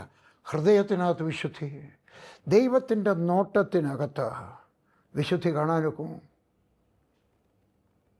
വഴക്കുണ്ടോ, കലഹമുണ്ടോ, അസൂയയുണ്ടോ, പിണക്കമുണ്ടോ, ഈർഷ്യയുണ്ടോ, ഇതൊക്കെ ഉണ്ടെങ്കിൽ ഇതൊക്കെ പാപമാണ്. അപ്പോൾ ഇതൊന്നുമില്ലാത്തൊരു വിശുദ്ധി വരണം. 3 കാര്യം. 1 വിശ്വാസം, വിശുദ്ധി, ഭക്തി. ഭക്തിയോടുള്ള ജീവിതം, ഭക്തിയോടുള്ള ആരാധന. ഇത്രയും നമ്മൾ ഉണ്ടാക്കിയെടുക്കാമെങ്കിൽ നമുക്ക് വലിയ ഉടച്ചുണ്ടാകും. സാമ്പത്തികമായിട്ട് നമുക്ക് അഭിവൃദ്ധി വേണം. ഹല്ലേലൂയ. പുറത്തു വരണം, ദരിദ്രരോട് സുവിശേഷം പറയണം. അതിനുവേണ്ടി നമുക്കൊരു ഡിസയർ ഉണ്ടായിരിക്കട്ടെ. വലിയൊരു ചർച്ച് വേണമെന്ന്, അല്ലേ? ചർച്ചിനകത്ത് 30 പേരേ ഉള്ളൂ, എന്തുകൊണ്ട് 300 പേരായിക്കൂടാ? 300 പേരുണ്ടോ, എന്തുകൊണ്ട് 3000 പേരായിക്കൂടാ? 3000 പേരുണ്ടോ, എന്തുകൊണ്ട് 30,000 പേരായിക്കൂടാ? അവിടെ നടക്കുന്നു, ഇവിടെ നടക്കും, എന്തുകൊണ്ട് നമുക്കുണ്ടായിക്കൂടാ? കുറച്ചുകൂടെ ആരോഗ്യം വേണം. നല്ല ഇതൊക്കെ കാണണമെങ്കിൽ വചനത്തിനകത്ത് കണ്ടുപിടിക്കണം. കുരുടന്മാരുടെ കണ്ണ് തുറക്കണം, കണ്ടുപിടിക്കണം. എവിടെ സഭ വലുതാകുന്നു? അവിടെ അപ്പോസ്തലപ്രവൃത്തി 2-ാം അധ്യായം. പിന്നെ എവിടെയാണ്? പിന്നെ വലുതായത് 5000 പേരാണ്. എന്നും വളർന്നുകൊണ്ടേയിരിക്കണം. നമ്മുടെ ആളുകളൊക്കെ സുവിശേഷം പറയുന്നതായിരിക്കണം. 8-ാം അധ്യായത്തിൻ്റെ 4-ാമത്തെ വാക്യം. എല്ലാവരും സുവിശേഷം പറയുന്നത് അവർക്ക് വേണ്ടുന്ന ട്രെയിനിങ് കൊടുക്കണം. എങ്ങനെയാണ് സുവിശേഷം പറയുന്നതെന്ന്. കേട്ടോ കേട്ടോ, എനിക്കറിയാവുന്ന ഒത്തിരി കഥകളുണ്ട്. ദൈവം നിന്നെ എനിക്ക് വേണ്ട എന്ന് പറയരുത്. മതി എന്ന് പറയുന്ന മനുഷ്യൻ നീ മരിച്ചു കഴിഞ്ഞു. മാർട്ടിൻ ലൂഥർ പറഞ്ഞാണ്. അവൻ മതി എന്ന് പറയരുത്. ഇനി കുറച്ചുകൂടെ പണം, കുറച്ചുകൂടെ വലിയ സഭ, കുറച്ചുകൂടെ വലിയ സഭ, കുറച്ചുകൂടെ വലിയ സഭ. ഇതൊന്നും എനിക്ക് വേണ്ടി മാത്രമല്ല. നിങ്ങളുടെ കൂടുതൽ വലിയ പണമുണ്ടെങ്കിൽ അത് നിങ്ങൾക്കും കൊള്ളാം, നിങ്ങളുടെ മക്കൾക്കും കൊള്ളാം, പാവപ്പെട്ടവന് കൊള്ളാം, എന്നെപ്പോലുള്ള സുവിശേഷ വേലക്കാർക്ക് കൊള്ളാം, ദേശത്തിനും കൊള്ളാം. ഇൻകം ടാക്സ് കൊടുക്കും. നല്ലതാണ്. ഞാൻ ഇൻകം ടാക്സ് കൊടുക്കുന്ന മനുഷ്യനാണ് വർഷങ്ങളായിട്ട്. കഴിഞ്ഞ വർഷം 800 രൂപ കണ്ടാ കൊടുത്തേ. എനിക്ക് ഓർമ്മയില്ല കേട്ടോ, ഓർമ്മയില്ല. സത്യം പറഞ്ഞു, എനിക്ക് ഓർമ്മയില്ല. എനിക്ക് വലിയ തുകയൊന്നുമില്ല. എങ്കിലും പണ്ട് തൊട്ടേ കൊടുക്കും. ഞാൻ ആദ്യം ഇൻകം ടാക്സിനെ കൊടുക്കാനായിട്ട് കൊടുത്തപ്പോൾ അവിടുത്തെ ഇൻകം ടാക്സ് ഓഫീസർ പറഞ്ഞു, അത് നിങ്ങളെ പാസ്റ്ററില്ലയോ, പാസ്റ്റർമാരും ഞങ്ങളുടെ പുരോഹിതന്മാരാരും തരേണ്ട ആവശ്യമില്ല, അവർ തരുന്നില്ലായിരിക്കും, ഞാൻ കൊടുക്കും, എൻ്റെ വേദപുസ്തകം പറയുന്നത് കൊടുക്കണമെന്ന്. അതുകൊണ്ട് ഞാൻ കൊടുക്കും. അതുകൊണ്ട് നമ്മൾ തിരുവചനത്തിനകത്ത് നോക്കണം, പഠിക്കണം, എവിടെയാണ് ദൈവം അനുഗ്രഹിച്ചിരിക്കുന്നത്. അതുകൊണ്ട് കുറച്ചുകൂടെ വരണം, പണം വരണം, ആളുകൾ വരണം, ആത്മാക്കൾ വരണം. ഹല്ലേലൂയ. ചങ്ങനാശ്ശേരിയുള്ള ഒരു പെൺകുട്ടി 50 വയസ്സ് കാണും, കല്യാണം കഴിഞ്ഞിട്ടില്ല. ഞാനൊരു കല്യാണം ആലോചിച്ചപ്പോഴും വേണ്ടാന്ന് പറഞ്ഞു. അവിടെ സ്വഭാവമൊക്കെ കണ്ടിട്ട് ഞാനൊരു കല്യാണം ആലോചിച്ചതാണ്. എൻ്റെ കയ്യിൽ ആദ്യം വന്നിട്ട് പ്രാർത്ഥിപ്പിച്ചു, അങ്ങളെ എന്നെ ഇങ്ങനെ ഒരു കോടിപതിയായി തരണം. LICയുടെ ഏജൻസിയാണ്. അപ്പോൾ ഒരു സ്ത്രീക്ക് LICയുടെ ഏജൻ്റ് ആയിരിക്കാൻ ഇച്ചിരി പ്രയാസമുണ്ട്. ഏതെങ്കിലുമൊക്കെ വീട്ടിൽ ചെന്ന് കയറിക്കഴിഞ്ഞാൽ ആളുകളൊക്കെ എന്തെങ്കിലും പറയാം. അവിടുത്തെ സ്ത്രീകൾക്കും ഇഷ്ടപ്പെട്ടില്ലെന്ന് വരാം, പുരുഷന്മാരും എങ്ങനെയെങ്കിലുമൊക്കെ നോക്കിയെന്ന് വരാം. പക്ഷേ ആ സ്ത്രീക്ക് ഒരാഗ്രഹം, കോടിപതിയായി തീരണം. കഴിഞ്ഞ വർഷം ആ കൊച്ചു 5 കോടിപതിയായി. എങ്ങനെ? ഒരാഗ്രഹം. അതുകൊണ്ടെന്താ, അവൾക്ക് കൊള്ളാം, അവിടെ പാസ്റ്റർക്ക് കൊള്ളാം, അവിടെ സഭയ്ക്ക് കൊള്ളാം. കാരണത്ത് ഓരോ വീടുകളിലും കയറി ചെല്ലുന്നു. കഴിഞ്ഞ പ്രാവശ്യം എന്നെ കൊണ്ട് ലിസ്റ്റ് കൊണ്ട് കാണിച്ചു. പറഞ്ഞവർക്ക് വേണ്ടി ഒന്ന് പ്രാർത്ഥിച്ചാട്ടെ. അവർ ഫോൺ നമ്പർ ഇന്നതാണ്, പേരിന്നതാണ്, ഫോൺ നമ്പർ ഇന്നതാണ്. ഞാൻ ചെല്ലുമ്പോൾ അവരൊരു വലിയ തുകയ്ക്ക് എടുക്കണം. ഒരു 5 ലക്ഷത്തിന് എടുക്കണം, 10 ലക്ഷത്തിന് എടുക്കണം, 50 ലക്ഷത്തിന് എടുക്കണം. ഹല്ലേലൂയ. ഞാൻ പ്രാർത്ഥിച്ചു. എന്ത് പ്രാർത്ഥിച്ചു? കർത്താവ്, നമ്പർ ഓഫ് പോളിസീസ്, എമൗണ്ട് രണ്ടും വലുതായിരിക്കട്ടെ. അത് ഏജൻറ്റുമാർക്കേ മനസ്സിലാകത്തുള്ളൂ. ഹല്ലേലൂയ. നിങ്ങൾക്കും വലിയൊരു ലക്ഷ്യം ഉണ്ടായിരിക്കട്ടെ. സന്ദേശം 4, പീഡിതന്മാരെ വിടുവിപ്പാൻ. ഹല്ലേലൂയ. ബ്രൂഷ്ഡായിട്ടുള്ളവർക്ക് ലിബർട്ടി കൊടുക്കാനായിട്ട്. ഹൃദയത്തിൽ പീഡിപ്പിക്കപ്പെട്ടവരുണ്ട്, അല്ലേ? അവൾ കറുത്തതാണ് എന്ന് പറയുന്നവരുണ്ട്. ചെറ്റപ്പരയിലാണ് വളർന്നെന്ന് പറയുന്നവരുണ്ട്. അവിടെ അമ്മ മീൻ കച്ചവടക്കാരിയാന്ന് പറയുന്നവരുണ്ട്. അവൾക്ക് വലിയ പഠിത്തമില്ലെന്ന് പറയുന്നുണ്ട്. അവൾ ഡിവോഴ്സ് ചെയ്തതാന്ന് പറയുന്നവരുണ്ട്. ബിസിനസ്സിനകത്ത് തകർന്നതെന്ന് പറയുന്നുണ്ട്. അവിടെ വേറെ എന്തെങ്കിലുമൊക്കെ പറയുന്നവരുണ്ട്. ആരെയും പീഡിപ്പിക്കരുത്, ആരെപ്പറ്റി മോശമായിട്ട് പറയരുത്. നിങ്ങൾക്കറിയാവുന്ന കാര്യം വേറെ ആട്ടൊക്കെ പറയരുത്. ഒരാൾ ലില്ലൊക്കെ പറഞ്ഞതാണ്, എൻ്റെയൊക്കെ പറഞ്ഞത്. അവൾ വപ്പിയാ ഇങ്ങനെ അവതാരം പറയും. അതിനെന്താ അവളെങ്ങനെ ഉണ്ടാക്കിയത്? നീ മറ്റുള്ളവരെ കളിയാക്കിയിട്ട്, ശ്രദ്ധിക്കണം, നിങ്ങളുടെ മക്കളെ പഠിപ്പിക്കണം. നീ മറ്റുള്ളവരെ കളിയാക്കിയിട്ട് നിനക്കൊരു കുഞ്ഞുണ്ടായാൽ, നിനക്കൊരു കൊച്ചുമോളുണ്ടായാൽ, അതും വപ്പിയായി പോയാൽ എന്ത് കൊടുക്കും? അതും ഞൊണ്ടിയായി പോയാൽ എന്ത് കൊടുക്കും? പരിഹസിച്ച് ചിരിക്കരുത്. പരിഹസിച്ച് ചിരിക്കുന്നവൻ സൃഷ്ടിതാവിനെ വേദോസം പഠിച്ചാൽ മതി. അതുകൊണ്ട് പരിഹസിക്കരുത്. നീയും പീഡിക്കപ്പെട്ടപ്പോഴാണോ? നിന്നെ ആരെങ്കിലും പീഡിപ്പിച്ചതാണോ? നീ വിശ്വസിക്കണം, എന്നെ ദൈവം അനുഗ്രഹിക്കും. എനിക്ക് വേണ്ട എന്ന് പറയരുത്. ഒരിക്കൽ ഞാൻ അമേരിക്കയിൽ ഒരു പാസ്റ്റേഴ്സ് സെമിനാർ, സായിപ്പ്മാരുടെ പാസ്റ്റേഴ്സ് സെമിനാർ പ്രസംഗിക്കുക. ഇന്ത്യക്കാരുമില്ല, മുഴുവൻ സായിപ്പ്മാരാണ്. ഞാൻ പ്രസംഗിച്ച് കഴിഞ്ഞ് പിന്നെ പ്രസംഗിച്ചത് വേറൊരു ആളാണ്, ഒരു ആസ്ട്രേലിയക്കാരൻ ഒരാളാണ്. അദ്ദേഹം പ്രസംഗിച്ച് കഴിയുമ്പോൾ ആളുകൾക്ക് വേണ്ടി പ്രവചിക്കാൻ തുടങ്ങി. എനിക്ക് വേണ്ടി മാത്രം പ്രവചിക്കുന്നില്ല, ബാക്കി എല്ലാവർക്കും പ്രവചിച്ചു. അവസാനം ഞാൻ ലില്ലിയുടെ കൂടെ അങ്ങോട്ട് ചെന്ന് ഒരുമിച്ച് ചോദിച്ചു, എനിക്ക് വേണ്ടി മെസ്സേജ് ഒന്നും ഇല്ലയോ എന്ന് പറഞ്ഞുകൊണ്ട്. ദൈവം നിന്നെ ഒരു കോമൺ പ്രവചനം, അനുഗ്രഹിക്കും, നിൻ്റെ കൂടെ ഉണ്ട്, ദൈവം കൂടെ ഉണ്ട്, നീ പഠിക്കേണ്ട മുമ്പോട്ട്. എന്നിട്ട് എൻ്റെ നോക്കുമ്പോൾ പറഞ്ഞു, ദൈവം നിനക്കൊരു കാറ് തരാൻ പോവാ. ഞാൻ പറഞ്ഞു, എനിക്ക് കാർ ഇഷ്ടമില്ലാത്തൊരു കാര്യമാണ്, എനിക്ക് ജീപ്പ് ഇഷ്ടമാണ്. ഞാൻ പറഞ്ഞു, ജീപ്പായിരിക്കും. അയാൾ പറഞ്ഞു, അല്ല, കാറ്, ഒരു ബ്ലൂ കളറുള്ള കാറ്. ഞാൻ പറഞ്ഞു, ഓട്ടോറിക്ഷ ആയിരിക്കും. സാഹിബിനുണ്ടോ ഓട്ടോറിക്ഷ അറിയുന്നത്? അവരത്രയും പുരോഗമിച്ചിട്ടില്ലല്ലോ. അതെന്തോ ഓട്ടോറിക്ഷ? ഞാൻ പറഞ്ഞു, 3 വീലുള്ള, അല്ല 4 വീലുള്ള കാർ, ബ്ലൂ കാറ്. ഞാൻ പറഞ്ഞു, എനിക്ക് വേണ്ട. ലില്ലി ഇങ്ങനെ കൊട്ടിയിട്ട് പറഞ്ഞു, ചുമ്മാ കിട്ടുന്നല്ലയോ, വാങ്ങിച്ചോ. ഞാനിങ്ങനെ തിരികെ പോയിരുന്നു. എന്നൊക്കെ പറഞ്ഞ് ക്രിസ്മസിന് മുമ്പേ കിട്ടും. ക്രിസ്മസിനൊരു 3-4 ദിവസത്തിന് മുമ്പ് M56 സാക്കത്തി താമസിക്കുക, ഞങ്ങൾ വാടകയ്ക്ക് താമസിക്കുക. ഒരു ഫോൺ, ഞാൻ ഫോൺ എടുത്തു. അന്നേരം പറഞ്ഞു, ക്യാൻ ഐ സ്പീക്ക് ടു അമ്മ പ്ലീസ്? ഒരു പെൺകുട്ടിയാണ്. എനിക്ക് ശബ്ദം കേട്ടപ്പോഴേ മനസ്സിലായി ഞാൻ ഇന്നാരാണ്. ഒരു ബ്രാഹ്മണ സ്ത്രീയാണ്, കർണാടകക്കാരി. ഞാൻ ലില്ലിക്ക് കൊടുത്തു. ലില്ലിയുടെ കണ്ണൊക്കെ എത്രയെന്ന് ചോദിച്ചു. ഓ ശരിയാ. എന്നിട്ട് പറഞ്ഞാൽ എൻ്റെ ഭർത്താവിൻ്റെ ഒക്കെ സംസാരിച്ചാട്ടാ. അവരെൻ്റെയൊക്കെ സംസാരിച്ച, പാസ്റ്റർ, ഞാൻ സിംഗപ്പൂരിലേക്ക് ഇമിഗ്രൻ്റായിട്ട് പോവുകയാണ്. എൻ്റെ കയ്യിൽ ഒരു റൈസ് കുക്കറുണ്ട്, ഞാൻ അമ്മാമ്മയ്ക്ക് കൊടുത്തു. എനിക്ക് ചോറ് ഇഷ്ടമല്ല, അമ്മാമ്മ കഴിച്ചോട്ടെ, വല്ലപ്പോഴും ഞാനും കഴിക്കും. എന്നിട്ട് പറഞ്ഞു, എൻ്റെ കയ്യിൽ ഒരു കാറുണ്ട്, ഞാൻ കാറ് പാസ്റ്റർക്ക് തരാൻ പോകാൻ. പറഞ്ഞു, എനിക്ക് വേണ്ട.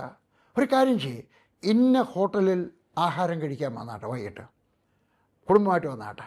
ഞാനും ലില്ലിയും മക്കളും കൂടെ ആ റെസ്റ്റോറൻറ്റിൽ ചെന്നു. വലിയൊരു റെസ്റ്റോറൻറ്റ്.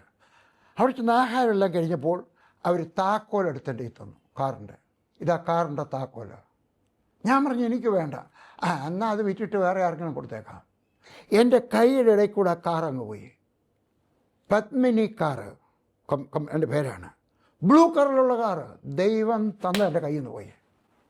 ഞാൻ പിന്നീട് ഒരു തീരുമാനമെടുത്തു, ദൈവം എനിക്കൊരു ജംബോ ജെറ്റ് തന്നാലും ഞാൻ വാങ്ങിക്കും, ഒരു റോയ്സ് കാറ് തന്നാലും വാങ്ങിക്കും. ഞാനൊരു സരള ജീവിതക്കാരനാണ്. എനിക്ക് വേണ്ടെങ്കിൽ ഞാൻ വേറെ ആർക്കെങ്കിലും കൊടുക്കും. നിനക്ക് വേണ്ട എന്ന് പറയരുത്. ദൈവം തരുന്നത് വാങ്ങിക്കണം. ഹല്ലേലൂയ. ദൈവത്തിന് തരാനേ ഒക്കത്തുള്ളൂ കേട്ടോ. ഹല്ലേലൂയ. അതുകൊണ്ട് നിൻ്റെ ദൈവത്തിൻ്റെ കൂടെ നടക്കുമ്പോൾ ദൈവം നിന്നെ അനുഗ്രഹിക്കും. അതുകൊണ്ട് നിനക്ക് പീഡിതന്മാരെ വിടുവിക്കുവാൻ നിനക്ക് കഴിയും. ഇത് പ്രസംഗിച്ചാൽ അത് പഠിക്കണം. ഹല്ലേലൂയ. ചിലപ്പോൾ സഹോദര നിന്നെ അപ്പച്ചൻ ശപിച്ചതാകാം, സഹോദരി നിന്നെ അമ്മച്ചി ശപിച്ചതാകാം, ചിലപ്പോൾ നിൻ്റെ അധ്യാപകൻ നിന്നെ ശപിച്ചതാകാം, ചിലപ്പോൾ നിൻ്റെ പാസ്റ്റർ നിന്നെ ശപിച്ചതാകാം, നിൻ്റെ പട്ടക്കാരൻ നിന്നെ ശപിച്ചതാകാം, ഒരു മന്ത്രവാദി നിന്നെ ശപിച്ചതാകാം, ചിലപ്പോൾ നീ സ്വയം എഴുതി തള്ളിയതാകാം. ഇത് മീഖായുടെ പുസ്തകം 7-ാം അധ്യായത്തിൻ്റെ 8-ാമത്തെ വാക്യം പറയുന്നു, എൻ്റെ ശത്രുവായവളെ എന്നെ ചൊല്ലി സന്തോഷിക്കരുത്. എൻ്റെ ശത്രുവായവളെ, മന്ത്രവാദി എന്നെ ചൊല്ലി സന്തോഷിക്കരുത്, പാസ്റ്ററെ എന്നെ ചൊല്ലി സന്തോഷിക്കരുത്, ദൈവദാസ എന്നെ ചൊല്ലി സന്തോഷിക്കരുത്, എൻ്റെ അപ്പച്ച എന്നെ ചൊല്ലി സന്തോഷിക്കരുത്, എൻ്റെ അമ്മച്ചി എന്നെ ചൊല്ലി സന്തോഷിക്കരുത്, എൻ്റെ മക്കളെ എന്നെ ചൊല്ലി സന്തോഷിക്കരുത്. Hallelujah, hallelujah. ഇതുവരെ നിൻ്റെ ശത്രു നിന്നെ നോക്കി ചിരിക്കുകയായിരുന്നു. പക്ഷേ ഇന്നു മുതൽ ദൈവം നിന്നെ അനുഗ്രഹിച്ചിട്ട് ഒരു പുതിയ അധ്യായത്തിലേക്ക് കൊണ്ടുവരികയാണ്. 8-ാം അധ്യായത്തിൻ്റെ 2-ാമത്തെ ഭാഗത്തേക്ക് വരാം. വീണുവെങ്കിലും ഞാൻ വീണ്ടും എഴുന്നേൽക്കും. വീണു എന്നുള്ളത് ശരിയാണ്. ഞാൻ പരീക്ഷ തോറ്റുപോയെന്നുള്ളത് ശരിയാണ്. എൻ്റെ കാർ എനിക്ക് വിൽക്കേണ്ടി വന്നെന്നുള്ളത് ശരിയാണ്. എൻ്റെ കുടുംബത്തിനകത്ത് ചില പ്രശ്നം ഉണ്ടായെന്നുള്ളത് ശരിയാണ്. എൻ്റെ ബിസിനസ് തകർന്നു പോയെന്നുള്ളത് ശരിയാണ്. ഇതൊക്കെ വീണുവെങ്കിലും ഞാൻ ഇരുട്ടത്തിരുന്നാലും യഹോവ എനിക്ക് വെളിച്ചമായിരിക്കുന്നു. ഞാൻ ഇരുട്ടത്തായിരിക്കാം, പ്രയാസത്തിലായിരിക്കും, പക്ഷേ അവൻ എനിക്ക് വെളിച്ചമാണെങ്കിൽ, ഹല്ലേലൂയ, വെളിച്ചമാണെങ്കിൽ എന്തോ സംഭവിക്കും? നീ അനുഗ്രഹിക്കപ്പെടും. ദൈവത്തിൻ്റെ കൃപയാൽ നീ അനുഗ്രഹിക്കപ്പെടും. നിന്നെ നോക്കി ചിരിക്കുന്നവരാരോ ആയിക്കൊള്ളട്ടെ, നിൻ്റെ നിലയ്ക്ക് വ്യത്യാസം വരാം. From today I will bless U. ഞാനല്ല, ദൈവം, യഹോവയായ ദൈവം നിന്നെ അനുഗ്രഹിക്കും. ഫ്രം ടുഡേ ദൈവം എനിക്ക് തന്ന മെസ്സേജാണ്. വിശ്വസിച്ചാട്ടെ. നീ ദുഃഖത്തിലാണെങ്കിൽ, വേദനയിലാണെങ്കിൽ, രോഗത്തിലാണെങ്കിൽ, പ്രയാസത്തിലാണെങ്കിൽ, നിന്ദിക്കപ്പെടുകയാണെങ്കിൽ, കഷ്ടപ്പാടില്ലാത്താണെങ്കിൽ, കരയുന്ന വ്യക്തിയാണെങ്കിൽ കരഞ്ഞത് മതി. From today God will, I will bless you bless you. ഞാനൊരിക്കലൊരു വീട്ടിൽ ചോറുണ്ണുമ്പോൾ ഒരു ചെറുപ്പക്കാരൻ എന്നെ കാണാൻ വന്നു. കേരളത്തിന് വെളിയിലാണ്. എന്നെ കാണാൻ വന്നു. എന്നെ കാണാനായിട്ട് വാസ്തവത്തിൽ ആ വീട്ടിൽ വന്നതാണ്. അദ്ദേഹം വിചാരിച്ചു എന്നെ കാണാൻ വലിയ പ്രയാസമാണെന്ന്. അപ്പം മറ്റേ ആളുടെയൊക്കെ പറഞ്ഞു ഞാനിവിടെ വരട്ടെ ആഹാരത്തിന്, എനിക്ക് പെയ്യോറിച്ചിനെ കാണണം. വന്നു എൻ്റെയൊക്കെ സംസാരിച്ചു, കുറച്ച് രൂപയൊക്കെ തന്നു. രൂപ തന്ന കഥ പറയുകയല്ല, അത് വന്നപ്പോൾ തന്നാണ്. എന്നെ കാണുമ്പോഴൊക്കെ അദ്ദേഹം രൂപ തരുമായിരുന്നു. അവസാനം ഒരു ദിവസം അദ്ദേഹത്തിൻ്റെ ഓഫീസിൽ ചെന്നപ്പോൾ എൻ്റെയൊക്കെ പറഞ്ഞു, അങ്കളെ കാണുന്നത് വരെ ഞാൻ 20 കോടിയുടെ ബിസിനസ്സാണ് ചെയ്തുകൊണ്ടിരുന്നത്. എന്നാൽ അങ്കിളിനെ കണ്ടു, അതിനുശേഷം വളരെ വേഗത്തിൽ ഞാൻ 100 കോടിയുടെ ബിസിനസ് ഒപ്പിട്ടു. എൻ്റെ ദൈവം ആരാണ്? അവൻ അനുഗ്രഹിക്കുന്നവൻ. അതുകൊണ്ട് അനുഗ്രഹം വേണ്ട എന്ന് പറയരുത്. എനിക്ക് അനുഗ്രഹം വേണം. ഇന്ന് വരെ നീ അനുഗ്രഹിക്കപ്പെട്ടില്ല എങ്കിൽ വിശ്വസിച്ചാട്ടെ, from today I will bless you. ആ വാക്യം എഴുതിയെടുക്കണം.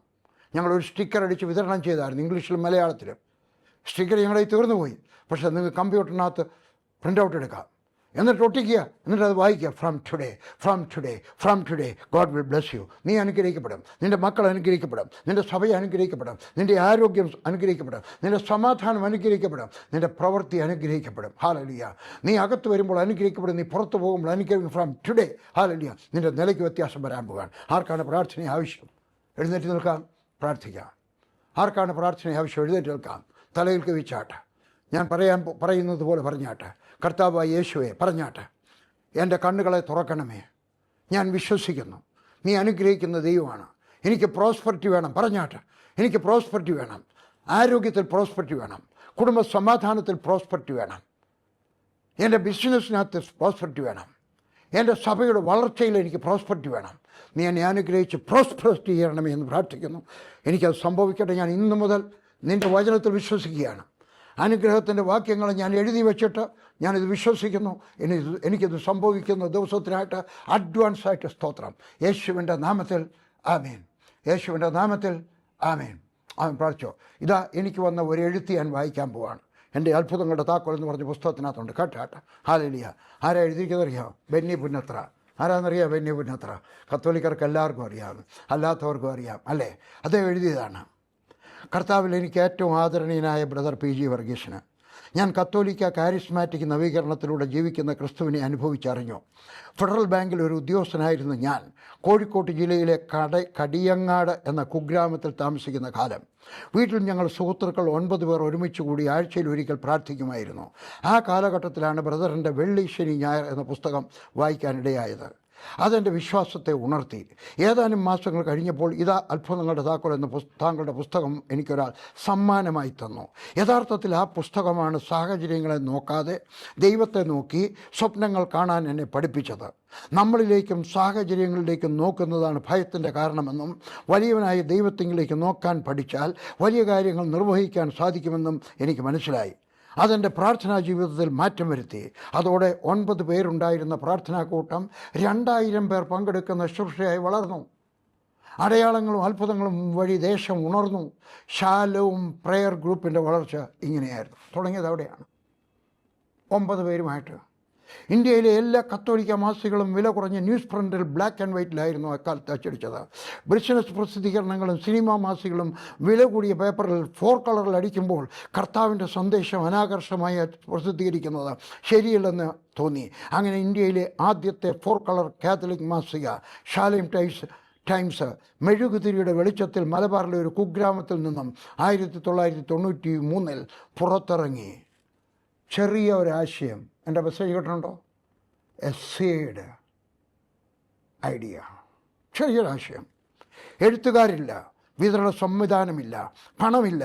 എങ്കിലും കർത്താവിന് ഏറ്റവും നല്ലത് കൊടുക്കണമെന്ന് എൻ്റെ ആഗ്രഹത്തെ ദൈവം ആദരിച്ചു. ഇന്ന് ശാലോം ടൈംസ് ഇന്ത്യൻ പതിപ്പിന് 1.5 ലക്ഷം കോപ്പികൾ സർക്കുലേഷനുണ്ട്. കൂടാതെ കഴിഞ്ഞ വർഷം മുതൽ തമിഴ് പതിപ്പും പ്രസിദ്ധീകരിക്കുന്നുണ്ട്. കഴിഞ്ഞ വർഷം മുതൽ ശാലോം ടൈംസ് സ്പാനിഷ് ഭാഷയിലും ആരംഭിച്ചു. ജർമ്മൻ ഭാഷയിൽ വിയന്നയിൽ നിന്നും ജൂൺ മാസം മുതൽ പ്രസിദ്ധീകരണം ആരംഭിക്കുവാൻ ഒരുങ്ങുന്നു. ഒരു മലയാളി ഒരു കൊച്ചു ഗ്രാമത്തിൽ നിന്ന് തുടങ്ങി 9 പേരുടെ വേല വലുതായി. 1995 ഫെഡറൽ ബാങ്കിലെ ജോലി രാജിവെച്ച് മുഴുവൻ സമയ സുവിശേഷ പ്രവർത്തനത്തിന് ഇറങ്ങുമ്പോൾ ഞാൻ വാടക വീട്ടിലായിരുന്നു താമസിച്ചിരുന്നത്. അടുത്ത മാസം ജീവിക്കാനുള്ള പണം എൻ്റെ കയ്യിലുണ്ടായിരുന്നില്ല. ഷാലോമിന് സ്വന്തമായി ഒരു ഓഫീസോ അഡ്രസ്സോ അന്നില്ലായിരുന്നു. ബ്രദർ പട്ടാളത്തിലെ ജോലി രാജിവെച്ചതും തുടർന്നുള്ള ജീവിതവും എനിക്കന്ന് ദൈവത്തിൽ ആശ്രയിച്ച് എടുത്തു ചാടാൻ ശക്തി പകർന്നു. ബ്രദറിൻ്റെ ജീവിതത്തെ ഓർത്ത് ഒരുപാട് നന്ദി, ദൈവത്തിന് നന്ദി.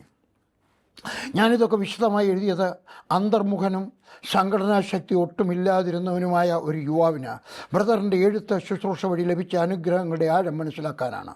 കൂടാതെ വാർദ്ധക്യത്തിൽ തളർച്ചയുടെ നിമിഷങ്ങളിലൂടെ കടന്നു പോകാനിട വരുമ്പോൾ ദൈവം ബ്രദറിൻ്റെ ജീവിതത്തെ ബ്രദർ പോലും അറിയാതെ എന്തുമാത്രം എടുത്തുപയോഗിച്ചു എന്ന ഓർമ്മ സന്തോഷം പകരണം. 85 വയസ്സല്ലായുള്ളൂ, വാർദ്ധക്യമാവട്ടെ. ഒരു പഴയ TV സെറ്റ് വെച്ച് അതിനു ചുറ്റും കൂടിയിരുന്ന് ഞങ്ങൾ പ്രാർത്ഥിച്ചു. കർത്താവേ, നിൻ്റെ മുഖം ഈ സ്ക്രീനിലൂടെ ലോകത്തിന് കാണിച്ചു കൊടുക്കുവാൻ ഞങ്ങളെ അനുഗ്രഹിക്കണമേ. 1998 ആ പ്രാർത്ഥന ചൊല്ലുമ്പോൾ ഏതെങ്കിലും TV ചാനൽ അരമണിക്കൂർ പ്രോഗ്രാം അവതരിപ്പിക്കാൻ കൃപ കിട്ടണമെന്ന് ആഗ്രഹിച്ചുള്ളൂ. പക്ഷേ പൂവ് ചോദിച്ചപ്പോൾ പൂന്തോട്ടം എന്ന കർത്താവിന് എങ്ങനെയാണ് നന്ദി പറയുക? ബ്രദറിൻ്റെ പുസ്തകവും വാക്കുകളും പഴയ കാര്യങ്ങളും വീണ്ടും ഓർക്കാനും കർത്താവിൻ്റെ കരങ്ങളിൽ കുറേ കൂടി മുറുകെ പിടിച്ച് മുന്നോട്ട് കുതിക്കുവാനും കാരണമായി നന്ദി. ബെന്നി പുന്നത്ര, ഈ ചെറുപ്പക്കാരന് വേണ്ടി ചെയ്തത് നിങ്ങൾക്കും ചെയ്യുവാൻ കഴിയും. സമർപ്പണത്തോടെ, വിശ്വാസം, വിശുദ്ധി, ഭക്തിയോടുകൂടിയുള്ള ജീവിതവും ആരാധനയും ഇത്രയും കൈമുതലാക്കി മുമ്പോട്ട് പോകുക. വലിയ വാതിലുകൾ ദൈവം നിങ്ങൾക്ക് വേണ്ടി തുറക്കട്ടെ. യേശുവിൻ്റെ നാമത്തിൽ ആമേൻ, ആമേൻ, ആമേൻ. വലിയ ആശയം, വലിയ അനുഗ്രഹം ചോദിച്ചു വാങ്ങിക്കണം. ഈ വേദപുസ്തകത്തിലുണ്ട്, വാങ്ങിച്ച് പ്രാപിക്കണം കേട്ടോ. കർത്താവ് നിങ്ങളെ അനുഗ്രഹിക്കട്ടെ. അടുത്ത ആഴ്ച വീണ്ടും കാണാം.